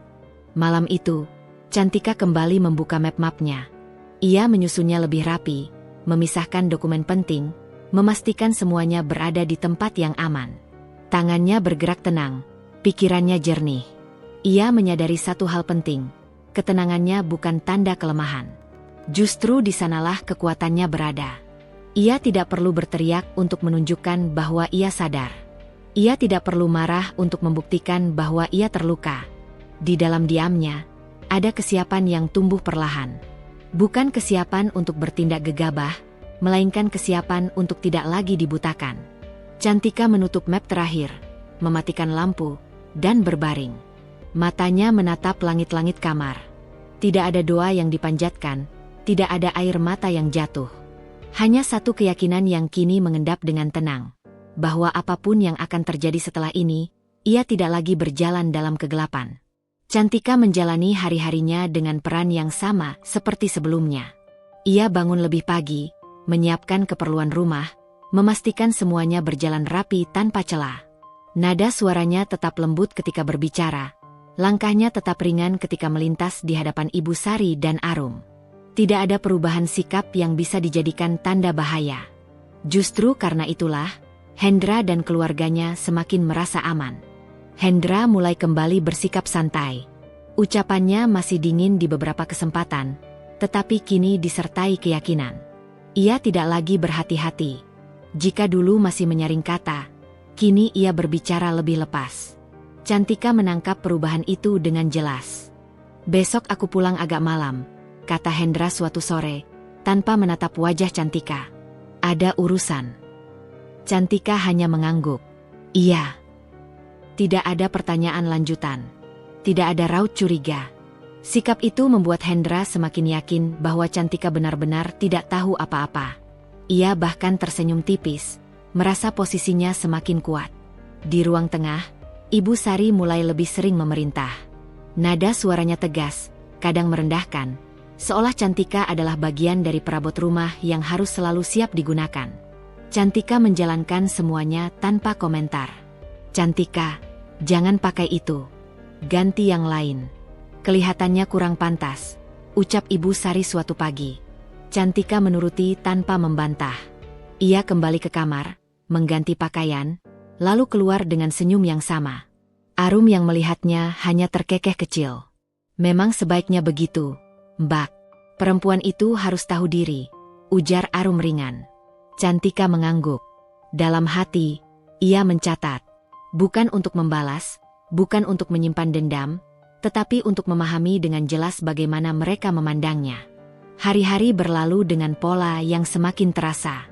Keluarga itu semakin bebas berbicara di depannya. Percakapan tentang orang lain kini sering disertai komentar yang lebih tajam, lebih berani. Cantika duduk di sana, mendengar semuanya, seolah ia adalah bagian dari furnitur. "Menantu zaman sekarang banyak yang sok pintar," kata Ibu Sari suatu kali. "Padahal kalau sudah menikah, ya ikut saja keluarga suami." Arum mengangguk setuju. "Apalagi yang tidak punya apa-apa. Harusnya lebih tahu diri." Cantika menunduk, menyusun piring di atas nampan. Tangannya tidak gemetar. Wajahnya tetap tenang. Namun di dalam dirinya, pembaca tahu, ada sesuatu yang terus menumpuk. Bukan amarah yang meledak-ledak, melainkan kesabaran yang sengaja ditahan. Hendra melihat semua itu dan tidak pernah menghentikan. Bahkan sesekali ia ikut menambahkan komentar ringan. "Sudahlah, Cantika juga orangnya nggak ribet," katanya, seolah itu pujian. Cantika menatapnya sekilas, lalu kembali fokus pada pekerjaannya. Kata, "Tidak ribet," itu terdengar seperti label. Label yang selama ini membuatnya mudah diremehkan. Di malam hari, ketika rumah mulai sepi, Cantika tetap berbaring di sisi Hendra. Ia mematikan lampu seperti biasa, menarik selimut, dan memejamkan mata. Jika Hendra berbicara, ia menjawab seperlunya. Jika Hendra diam, ia tidak memaksa. Hendra semakin jarang berbasa-basi. Ia merasa tidak perlu. Cantika yang selalu ada, selalu menunggu, selalu menerima, membuatnya lupa bahwa setiap manusia memiliki batas. Ibu Sari dan Arum pun semakin percaya diri. Mereka sering tertawa di ruang tengah, berbicara tanpa menurunkan suara, seolah tidak ada yang perlu disembunyikan lagi. Cantika sering berada di sekitar mereka, tetapi keberadaannya tidak lagi dianggap penting. "Untungnya dapat menantu yang gak banyak nuntut," kata Arum suatu sore. "Makanya," balas Ibu Sari, "kalau dapat yang cerewet, bisa repot." Cantika menuang teh ke dalam cangkir mereka. Tangannya stabil. Ia tersenyum kecil, lalu kembali ke dapur. Di sana, ia berdiri beberapa saat, membiarkan kata-kata itu berlalu begitu saja. Namun pembaca tahu, tidak satu pun yang benar-benar hilang. Di balik sikap penurut itu, Cantika semakin jeli mengamati. Ia memperhatikan kebiasaan Hendra, jam-jam pulangnya, perubahan nadanya ketika berbicara di telepon. Ia mencatat tanpa mencatat, menyimpan tanpa menyimpan secara nyata. Ia tidak pernah menunjukkan bahwa pikirannya sibuk. Di hadapan mereka, Ia tetap Cantika yang sama. Perempuan sederhana yang tidak pernah membantah, tidak pernah curiga, tidak pernah melawan. Itulah yang membuat mereka lengah. Hendra mulai meremehkan. Ia tidak lagi menjaga kata-kata di rumah. Beberapa kali ia berbicara soal uang dengan nada bercanda. Kalau nanti sudah beres, enak ya hidup, katanya suatu kali, disambut tawa Ibu Sari. Cantika ada di ruangan itu. Ia mendengar. Ia menuangkan air, lalu duduk sebentar sebelum kembali berdiri. Tidak ada reaksi. Tidak ada perubahan ekspresi. Pembaca yang mengikuti setiap langkahnya hanya bisa menahan napas, mengetahui bahwa Cantika sedang memendam sesuatu yang jauh lebih besar daripada yang disadari orang-orang di sekitarnya. Arum bahkan mulai bersikap lebih berani. Sindirannya kini tidak lagi halus. Mbak Cantika ini memang cocok jadi istri rumahan. Nggak ribet mikir yang aneh-aneh, ucapnya sambil tersenyum. Cantika menatapnya singkat. Senyum itu ia balas dengan senyum yang sama lembutnya. Tidak ada perlawanan. Tidak ada bantahan. Namun di balik ketenangan itu, ada kesadaran penuh bahwa setiap kata yang mereka ucapkan justru membuka jalan bagi sesuatu yang tidak mereka perkirakan. Hari demi hari, peran itu terus ia jalani. Istri penurut. Menantu yang tidak banyak suara. Perempuan yang dianggap mudah dikendalikan. Semua orang di rumah itu semakin yakin bahwa rencana mereka berjalan mulus. Sementara itu, Cantika tetap diam, tetap lembut, tetap berada di tempat yang mereka anggap aman. Pembaca dibuat gregetan, menyaksikan bagaimana ia menahan segalanya dengan wajah tenang, mengetahui bahwa di balik ketundukan itu, ada kekuatan yang sedang menunggu waktu. Cantika memulai semuanya dari hal paling kecil, yang nyaris tidak terlihat sebagai perubahan. Ia tidak membuat gerakan besar, tidak mengambil langkah yang bisa memicu kecurigaan. Baginya, ketenangan adalah pelindung terbaik. Pagi itu, setelah Hendra berangkat kerja, Cantika duduk di ruang tamu dengan ponsel di tangan. Ia menatap layar beberapa detik sebelum membuka aplikasi perbankan. Gerakannya tenang, tidak tergesa, seolah ia hanya sedang memeriksa saldo seperti biasa. Padahal di balik itu, pikirannya bekerja dengan runtut. Ia menelusuri daftar rekening satu persatu. Rekening yang selama ini masih terhubung. Rekening yang pernah ia izinkan untuk dipakai bersama, rekening yang sesekali disentuh Hendra atas nama kepercayaan. Cantika tidak langsung memutus apapun. Ia hanya mengamati, memastikan jalur mana saja yang masih terbuka. Hari itu tidak ada transaksi besar. Hanya pemindahan kecil, jumlah yang tidak mencolok, dipindahkan ke rekening yang sejak lama ia simpan sebagai cadangan. Rekening itu sudah lama ada, tetapi jarang disentuh. Namanya hanya satu, atas dirinya sendiri. Tidak ada nama lain yang tercantum. Ia menutup aplikasi, meletakkan ponsel, lalu bangkit untuk melanjutkan pekerjaan rumah. Semua tampak normal. Tidak ada perubahan rutinitas yang bisa dibaca sebagai tanda bahaya. Beberapa hari kemudian, Cantika kembali melakukan hal yang sama. Jumlah yang dipindahkan sedikit lebih besar, tetapi masih dalam batas wajar. Jika ada yang memeriksa, semuanya terlihat seperti pengaturan keuangan biasa. Tidak ada penarikan besar, tidak ada penutupan rekening mendadak. Ia paham betul satu hal, orang-orang yang merasa paling aman adalah orang-orang yang paling jarang memeriksa. Hendra tidak pernah mengecek. Selama ini, urusan keuangan lebih sering ia serahkan pada Cantika. Ia menikmati hasilnya tanpa benar-benar ingin tahu detailnya. Cantika memanfaatkan kebiasaan itu dengan hati-hati. Di luar urusan perbankan, Cantika juga mulai merapikan dokumen fisik. Ia tidak memindahkan semuanya sekaligus. Beberapa berkas ia salin, beberapa ia simpan di tempat yang lebih aman. Setiap langkah dilakukan dengan alasan masuk akal. Jika suatu hari ada yang bertanya, ia sudah menyiapkan jawabannya di kepala. Ia bahkan sempat bercanda ringan dengan Arum suatu sore. "Aku mau bersihin dokumen lama. Sudah lama numpuk," ucapnya santai. Arum mengangguk tanpa minat. "Iya sih, Mbak. Aku juga males urusan kertas begitu." Jawaban itu membuat Cantika yakin. Tidak ada yang benar-benar peduli pada apa yang ia lakukan, selama ia tetap terlihat patuh dan tidak banyak suara. Ibu Sari pun sama. Selama Cantika tetap menjalankan perannya di rumah, selama dapur rapi dan suasana tenang, Tidak ada satupun perhatian yang diarahkan pada hal-hal di luar itu. Keuangan dianggap urusan Hendra, dan Hendra merasa semuanya aman. Cantika menyadari betul betapa mudahnya orang meremehkan perempuan yang dianggap sederhana. Kesederhanaan itu dibaca sebagai ketidaktahuan. Ketenangan dibaca sebagai kepasrahan. Ia membiarkan semua kesalahpahaman itu tumbuh. Malam hari, ketika Hendra duduk bermain ponsel di ruang tengah, Cantika duduk di dekatnya sambil melipat pakaian. Ia sesekali bertanya hal ringan, memastikan suasana tetap biasa. "Kamu capek?" tanyanya lembut. "Biasa," jawab Hendra singkat. Cantika mengangguk.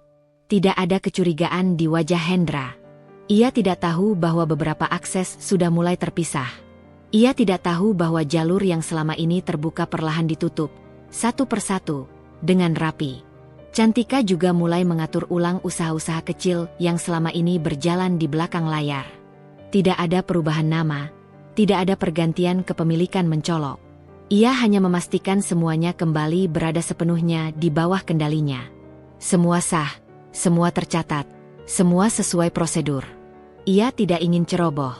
Ia tahu satu langkah salah bisa meruntuhkan semua. Karena itu, ia memilih sabar. Sabar yang tidak kosong, tetapi penuh perhitungan. Beberapa kali, Hendra sempat bercanda soal uang. "Nanti kalau ada rezeki lebih, enak ya," katanya sambil tersenyum. Cantika membalas senyum itu. "Iya." Jawaban pendek, tanpa janji, tanpa tambahan apapun. Hendra tidak menangkap maknanya. Ia terlalu yakin bahwa semua masih berada di genggamannya. Hari-hari berlalu. Tidak ada yang berubah di permukaan. Rumah tetap riuh oleh percakapan keluarga. Sindiran arum masih sesekali muncul. Nada mengatur dari Ibu Sari masih terdengar. Cantika tetap menjalani semuanya dengan wajah tenang. Namun di balik itu, akses demi akses telah dipisahkan. Kendali demi kendali kembali ke tangannya. Tidak ada suara, tidak ada drama. Hanya langkah-langkah kecil yang disusun dengan rapi. Cantika tidak merasa sedang membalas. Ia merasa sedang melindungi diri. Ia tidak berniat menjatuhkan siapapun hari ini, atau besok. Ia hanya memastikan bahwa ketika hari itu tiba, ia tidak berdiri dengan tangan kosong. Pembaca tahu, setiap ketenangan yang Cantika tunjukkan bukanlah kebetulan. Itu adalah hasil dari kesadaran penuh, dari keputusan untuk tidak lagi menjadi pihak yang mudah dikendalikan. Dan sementara Hendra serta keluarganya semakin percaya diri, merasa semua berjalan sesuai rencana mereka, Cantika terus bergerak pelan di balik layar. Tidak terlihat, tidak terdengar, tetapi nyata. Seperti arus tenang yang sedang mengumpulkan kekuatan. Hendra mulai sering berbicara tentang masa depan dengan nada yang berbeda. Bukan lagi tentang rencana bersama, bukan tentang rumah yang ingin mereka perbaiki atau perjalanan yang pernah mereka tunda. Kalimat-kalimatnya kini melayang jauh, seolah Cantika hanya bayangan yang kebetulan ada di dekatnya. "Kalau nanti hidup sudah lebih mapan, aku ingin suasana yang beda," ucap Hendra suatu malam sambil menatap layar ponselnya. "Lingkungan juga harus naik kelas." Cantika duduk di sampingnya, melipat pakaian dengan rapi. Ia tidak mengangkat kepala. "Iya," jawabnya singkat. Hendra melanjutkan, semakin berani. Ia bercerita tentang teman-temannya yang hidupnya terlihat lebih gemerlap, tentang pasangan-pasangan yang dianggap sepadan secara sosial. Ia tidak menyebut Cantika, tetapi justru disitulah letak maknanya. Setiap kata seolah menyisakan ruang kosong yang tidak lagi diperuntukkan bagi istrinya.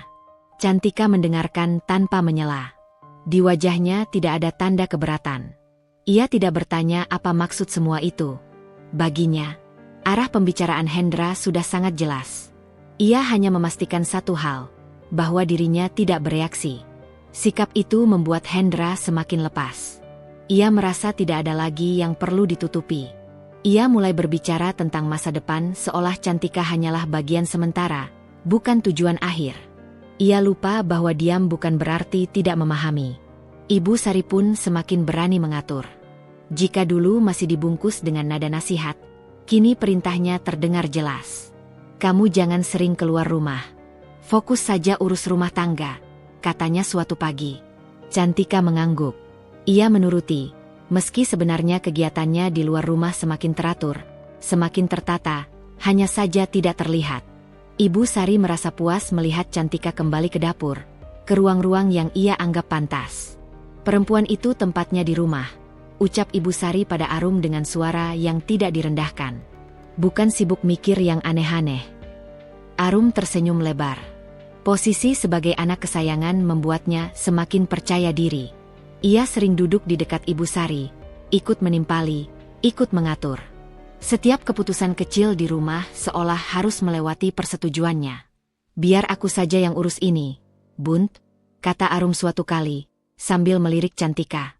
Mbak Cantika kan kurang paham. Cantika tidak tersinggung. Ia justru merasa lega. Setiap tanggung jawab yang diambil alih Arum adalah satu beban yang terlepas darinya. Arum menikmati perannya, merasa penting, merasa di atas. Ia tidak menyadari bahwa kepercayaan itu rapuh. Di ruang tengah, Hendra dan Ibu Sari sering berdiskusi tanpa melibatkan Cantika. Tentang rencana-rencana baru, tentang kemungkinan perubahan hidup. Cantika ada di sana, menyajikan minuman, mendengarkan sambil lalu. Ia tahu dirinya tidak lagi dihitung. Kalau sudah waktunya, semua bisa diatur, kata Hendra suatu sore. Nada suaranya penuh keyakinan. Ibu Sari mengangguk mantap. Yang penting sekarang jangan bikin ribut. Cantika menunduk, menata piring. Kalimat itu terdengar familiar. Ia pernah mendengarnya dari balik pintu. Kini diucapkan tanpa ragu, tanpa takut didengar. Mereka terlalu percaya diri. Arum tertawa kecil. Tenang saja, Bun. Orangnya juga nurut. Kata nurut itu kembali melayang di udara. Cantika mendengarnya seperti gema. Ia tetap diam. Wajahnya tetap lembut. Tidak ada yang berubah di permukaan. Namun di balik semua itu, fondasi yang mereka pijak mulai bergeser perlahan. Keputusan-keputusan kecil yang mereka anggap remeh, kebiasaan mengabaikan detail, kepercayaan berlebihan pada asumsi lama, semuanya menyusun celah yang tidak mereka sadari. Hendra semakin sibuk dengan mimpinya sendiri. Ia jarang bertanya tentang hal-hal yang dulu ia anggap penting. Ia tidak lagi memastikan, tidak lagi mengecek. Baginya, semua sudah pasti berada dalam kendali. Ibu Sari semakin yakin bahwa rumah itu sepenuhnya miliknya untuk diatur. Ia tidak lagi menyaring ucapan.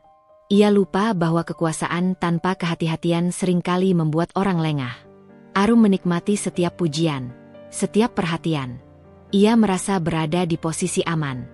Ia tidak pernah berpikir bahwa pijakan yang ia gunakan bukan miliknya. Cantika melihat semua itu dengan jarak yang tenang. Ia tidak terburu-buru. Ia tidak merasa perlu menghentikan mereka. Justru semakin mereka percaya diri, semakin jelas pola yang terbentuk. Ia tetap menjalankan perannya dengan sempurna. Istri yang penurut, menantu yang patuh, perempuan yang tidak banyak bicara.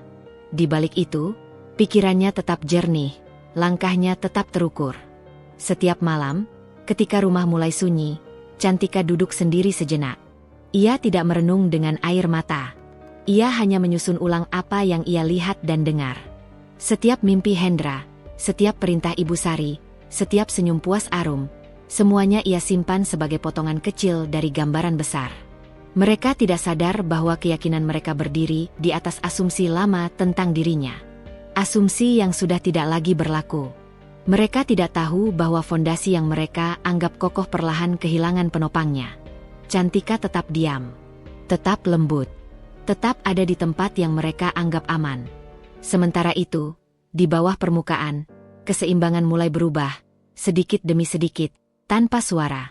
Perubahan itu datang tanpa suara, tanpa tanda yang mudah dikenali. Tidak ada pertengkaran. Tidak ada peristiwa besar yang bisa langsung ditunjuk sebagai awal. Semuanya tampak berjalan seperti biasa. Hanya saja beberapa hal yang selama ini lancar mulai terasa tersendat. Hendra pertama kali menyadarinya ketika sebuah rencana sederhana tidak berjalan sesuai perkiraannya. Ia sedang duduk di ruang tengah, ponsel di tangan, alisnya berkerut. Jarinya menekan layar beberapa kali, lalu ia menghela napas kasar. Aneh, gumamnya. Cantika sedang menyetrika pakaian di sudut ruangan. Ia mendengar kata itu, tetapi tidak mengangkat kepala. Tangannya tetap bergerak dengan ritme yang sama, rapi dan tenang. Biasanya gampang, lanjut Hendra. Nadanya mulai terdengar tidak sabar. Kenapa sekarang ribet begini? Cantika menoleh sekilas. Kenapa? Tanyanya lembut, seolah benar-benar tidak tahu apa-apa. Hendra mendengus. Urusan kecil saja jadi lama. Padahal dulu nggak pernah begini. Cantika mengangguk pelan. Mungkin lagi banyak proses. Jawabnya singkat. Jawaban itu terdengar wajar. Terlalu wajar untuk dicurigai. Hendra tidak menanggapi lagi. Ia kembali fokus pada ponselnya, mencoba cara lain, lalu menggerutu pelan ketika hasilnya tetap sama. Hari itu berlalu dengan sisa kekesalan yang menggantung. Hendra tidak membahasnya lagi, tetapi raut wajahnya berubah. Ia lebih sering diam, lebih cepat tersulut hal sepele. Cantika memperhatikan dari kejauhan, tidak mendekat, tidak bertanya lebih jauh. Beberapa hari kemudian, masalah serupa muncul lagi. Kali ini terkait rencana yang lebih besar. Hendra pulang dengan langkah berat, tasnya diletakkan di sofa dengan agak kasar. Capek, katanya singkat. Cantika menyambut seperti biasa. Makan dulu. Nanti, jawab Hendra cepat. Ia duduk, membuka ponsel, lalu kembali menunjukkan ekspresi tidak puas. Cantika masuk ke dapur, menyiapkan minuman. Dari sana, ia masih bisa mendengar suara Hendra yang sedang menelepon seseorang. Nada bicaranya ditekan, jelas tidak senang. Katanya beres hari ini. Iya, tapi ini jadi mundur lagi. Iya, saya juga nggak ngerti kenapa. Cantika menuang air dengan hati-hati. Tidak ada perubahan di wajahnya. Tidak ada senyum, tidak ada kerutan. Hanya ketenangan yang tetap terjaga. Ketika Hendra menutup telepon, ia tampak semakin kesal. Semua jadi lambat.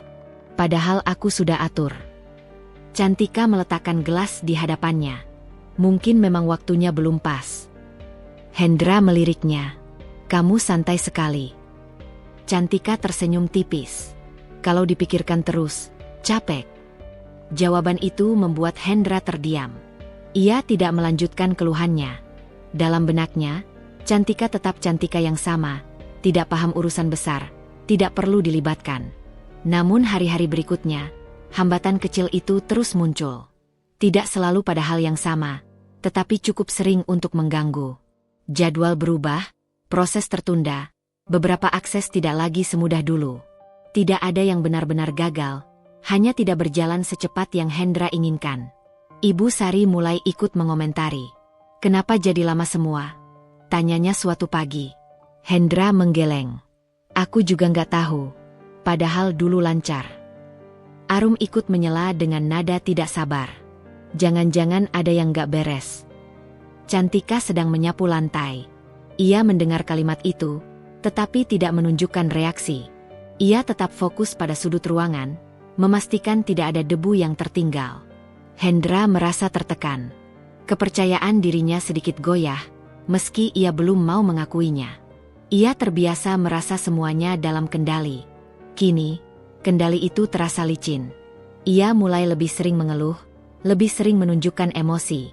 Namun kemarahannya tidak pernah diarahkan dengan jelas. Ia sendiri belum tahu kemana harus menunjuk. Cantika tetap sama. Ia bangun pagi, menjalankan rutinitas, berbicara dengan nada lembut.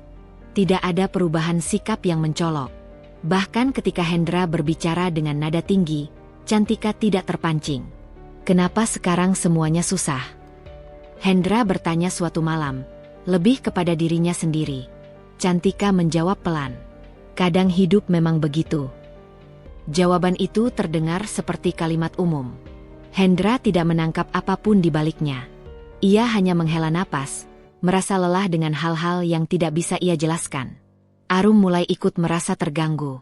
Beberapa rencana kecil yang ia banggakan ikut tertunda. Ia menggerutu, menyalahkan keadaan, menyalahkan orang lain. Tidak pernah sekalipun terpikir olehnya untuk melihat lebih dekat. Kenapa sih sekarang jadi ribet? Keluh Arum pada Ibu Sari. Ibu Sari mengangguk, wajahnya tidak senang. Dari dulu juga Bund bilang, jangan terlalu percaya. Tapi ya sudah, lihat saja nanti. Cantika lewat di depan mereka membawa nampan. Ia mendengar kalimat itu sekilas. Langkahnya tidak melambat, tidak juga mempercepat. Wajahnya tetap tenang. Di malam hari, ketika semua terlelap, Cantika duduk sendiri dengan ponsel di tangan. Ia tidak melakukan apapun yang mencolok. Ia hanya memeriksa, memastikan, mencatat dalam kepala. Semua berjalan sesuai perhitungan. Tidak cepat, tetapi pasti.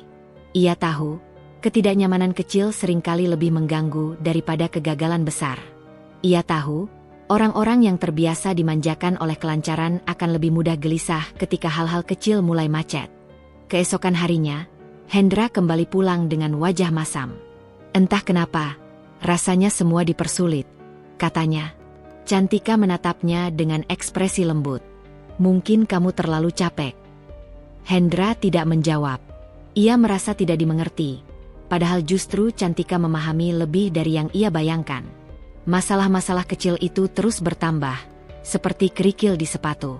Tidak cukup besar untuk menghentikan langkah, tetapi cukup untuk membuat setiap langkah terasa tidak nyaman. Hendra semakin sering kesal, semakin jarang tersenyum. Sementara itu, Cantika tetap menjalani perannya dengan sempurna. Tidak ada kegelisahan di wajahnya. Tidak ada tanda bahwa ia adalah sumber dari perubahan itu. Ia hadir seperti biasa, seolah tidak terjadi apa-apa. Pembaca tahu, di balik ketenangan itu, ada keseimbangan yang sengaja digeser perlahan. Tidak untuk menjatuhkan dengan kasar, tetapi untuk membiarkan mereka merasakan sendiri bagaimana rasanya kehilangan kendali tanpa tahu di mana awalnya. Dan sementara Hendra, Ibu Sari, serta Arum mulai gelisah oleh hal-hal yang tidak mereka pahami, Cantika tetap berdiri di tempatnya, tenang, lembut, dan sepenuhnya sadar bahwa permainan baru saja dimulai. Cantika menyadari satu hal penting, kecurigaan adalah fase yang tak terelakkan. Ia sudah memperhitungkannya sejak awal. Maka ketika Hendra mulai sering pulang dengan wajah kusut, ketika nada bicaranya berubah lebih tajam, Cantika tidak kaget. Ia justru semakin berhati-hati. Senyumnya tetap sama, suaranya tetap lembut, matanya tetap menunduk seolah selalu merasa bersalah. Setiap tudingan Ibu Sari diterimanya tanpa bantahan. Setiap sindiran Arum ia jawab dengan anggukan kecil. Ia membiarkan mereka merasa unggul, merasa menang. Dalam diam, Cantika memetakan satu persatu tekanan yang diarahkan padanya. Ia tahu, semakin mereka menekan, semakin mereka kehilangan kendali atas dirinya sendiri. Hendra mulai memeriksa ulang rencana-rencananya. Proposal yang ia yakini akan lolos tiba-tiba tertahan. Dana yang biasanya bisa ia geser dengan mudah kini memerlukan proses lebih panjang. Ia menyalahkan sistem, menyalahkan orang-orang di sekitarnya. Sesekali, pandangannya berhenti lama pada Cantika, seolah mencoba menembus ketenangan perempuan itu. Namun yang ia temui hanya sosok istri yang sibuk mengurus rumah, mengingatkan jadwal makan, dan menyiapkan keperluannya dengan teliti. Ibu Sari tidak tinggal diam. Ia semakin sering mengatur, menentukan apa yang boleh dan tidak boleh dilakukan Cantika.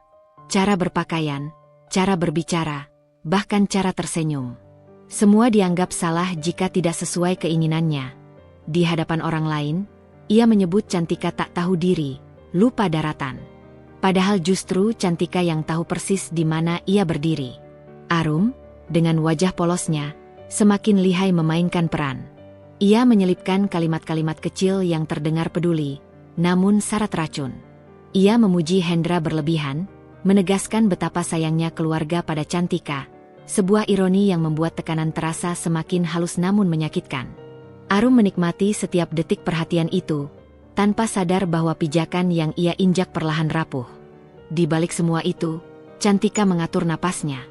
Setiap malam, ketika rumah mulai sepi, ia membuka kembali catatan-catatan kecilnya. Ia mengecek ulang langkah-langkah yang telah ia ambil. Semua masih berjalan sesuai rencana. Tidak cepat, tapi pasti.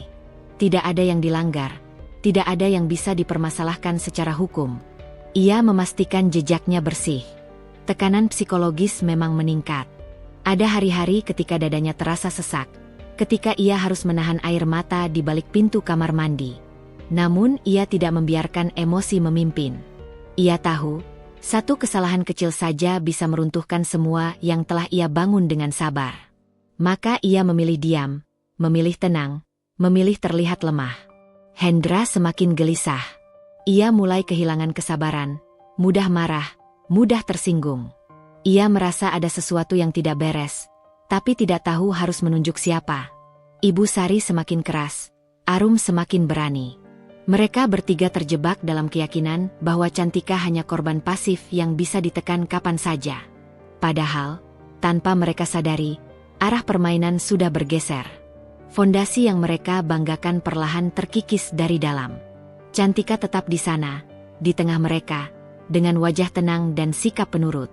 Pembaca tahu, ketenangan itu bukan kelemahan. Itu adalah jeda sebelum perubahan besar. Perubahan yang akan membuat semua tudingan, tekanan, dan penghinaan berbalik arah. Suasana rumah berubah perlahan, hampir tak terasa pada awalnya. Tidak ada pertengkaran besar, tidak ada suara tinggi atau bantingan pintu.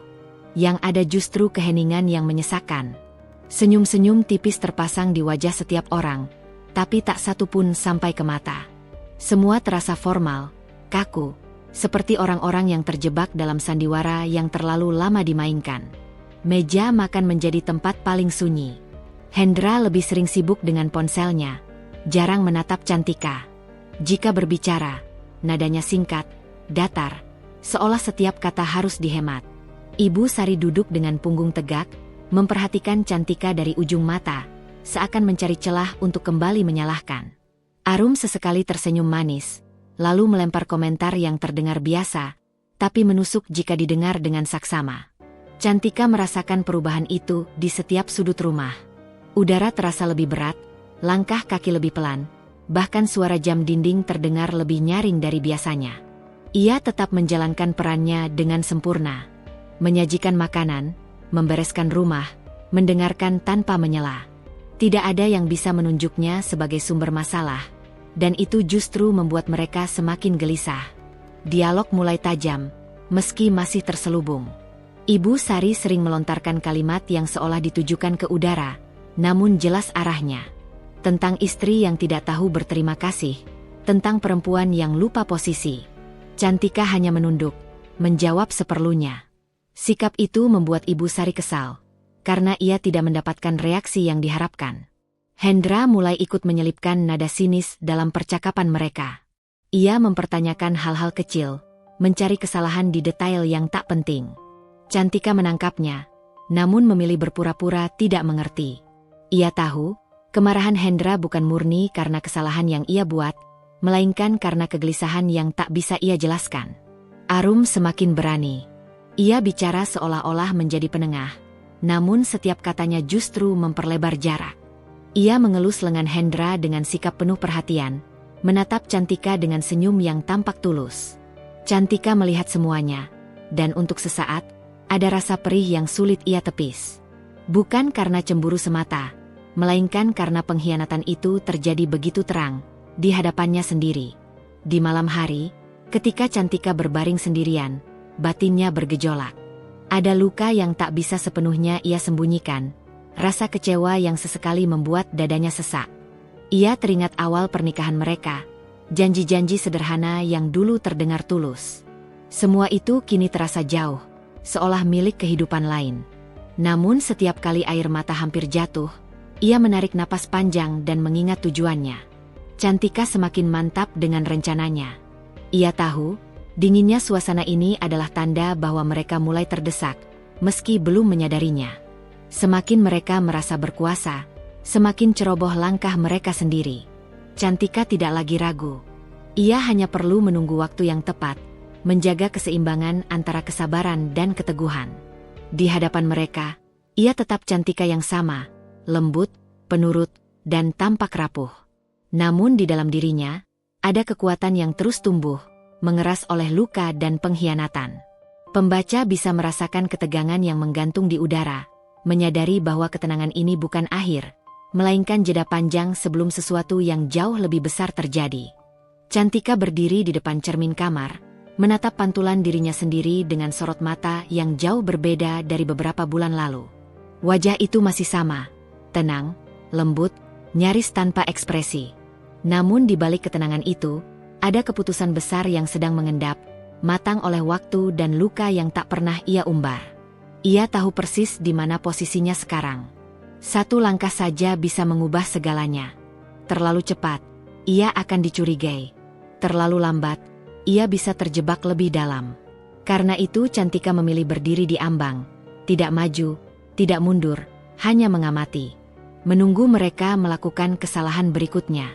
Di ruang keluarga, Hendra tertawa kecil bersama Arum. Pembicaraan mereka terdengar ringan, penuh rencana tentang masa depan. Tentang usaha yang akan berkembang, tentang kehidupan yang lebih mapan, tentang kemungkinan-kemungkinan tanpa menyebut nama Cantika sama sekali. Ibu Sari duduk tak jauh dari mereka, wajahnya puas, seolah semua berjalan sesuai kehendaknya. Mereka benar-benar yakin masih menggenggam kendali. Hendra merasa dirinya semakin berkuasa. Ia mulai berani menentukan banyak hal sepihak, mulai dari keputusan kecil hingga rencana besar.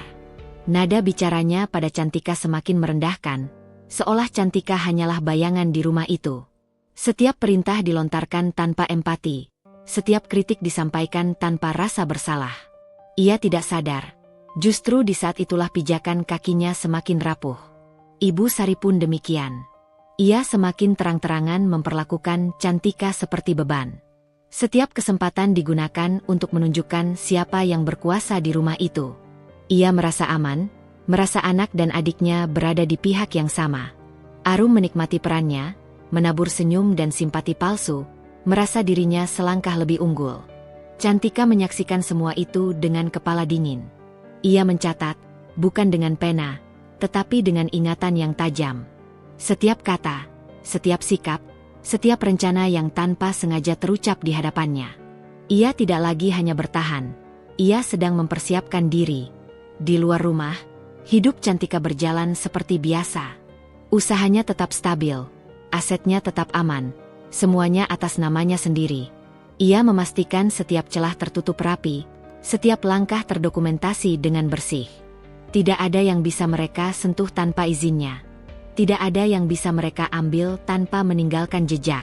Sesekali, rasa lelah menyergap. Ada malam-malam ketika Cantika bertanya pada dirinya sendiri, mengapa ia harus melalui semua ini? Namun setiap keraguan itu segera digantikan oleh satu kesadaran sederhana. Diamnya selama ini bukan kelemahan, melainkan strategi. Ia tidak sedang kalah, ia hanya menunda kemenangan. Ketegangan di rumah semakin terasa. Percakapan semakin singkat, tatapan semakin tajam. Ada sesuatu yang mengendap di udara, sesuatu yang tidak diucapkan namun dirasakan oleh semua orang. Hendra mulai gelisah, meski tak tahu sebabnya. Ibu Sari semakin mudah marah.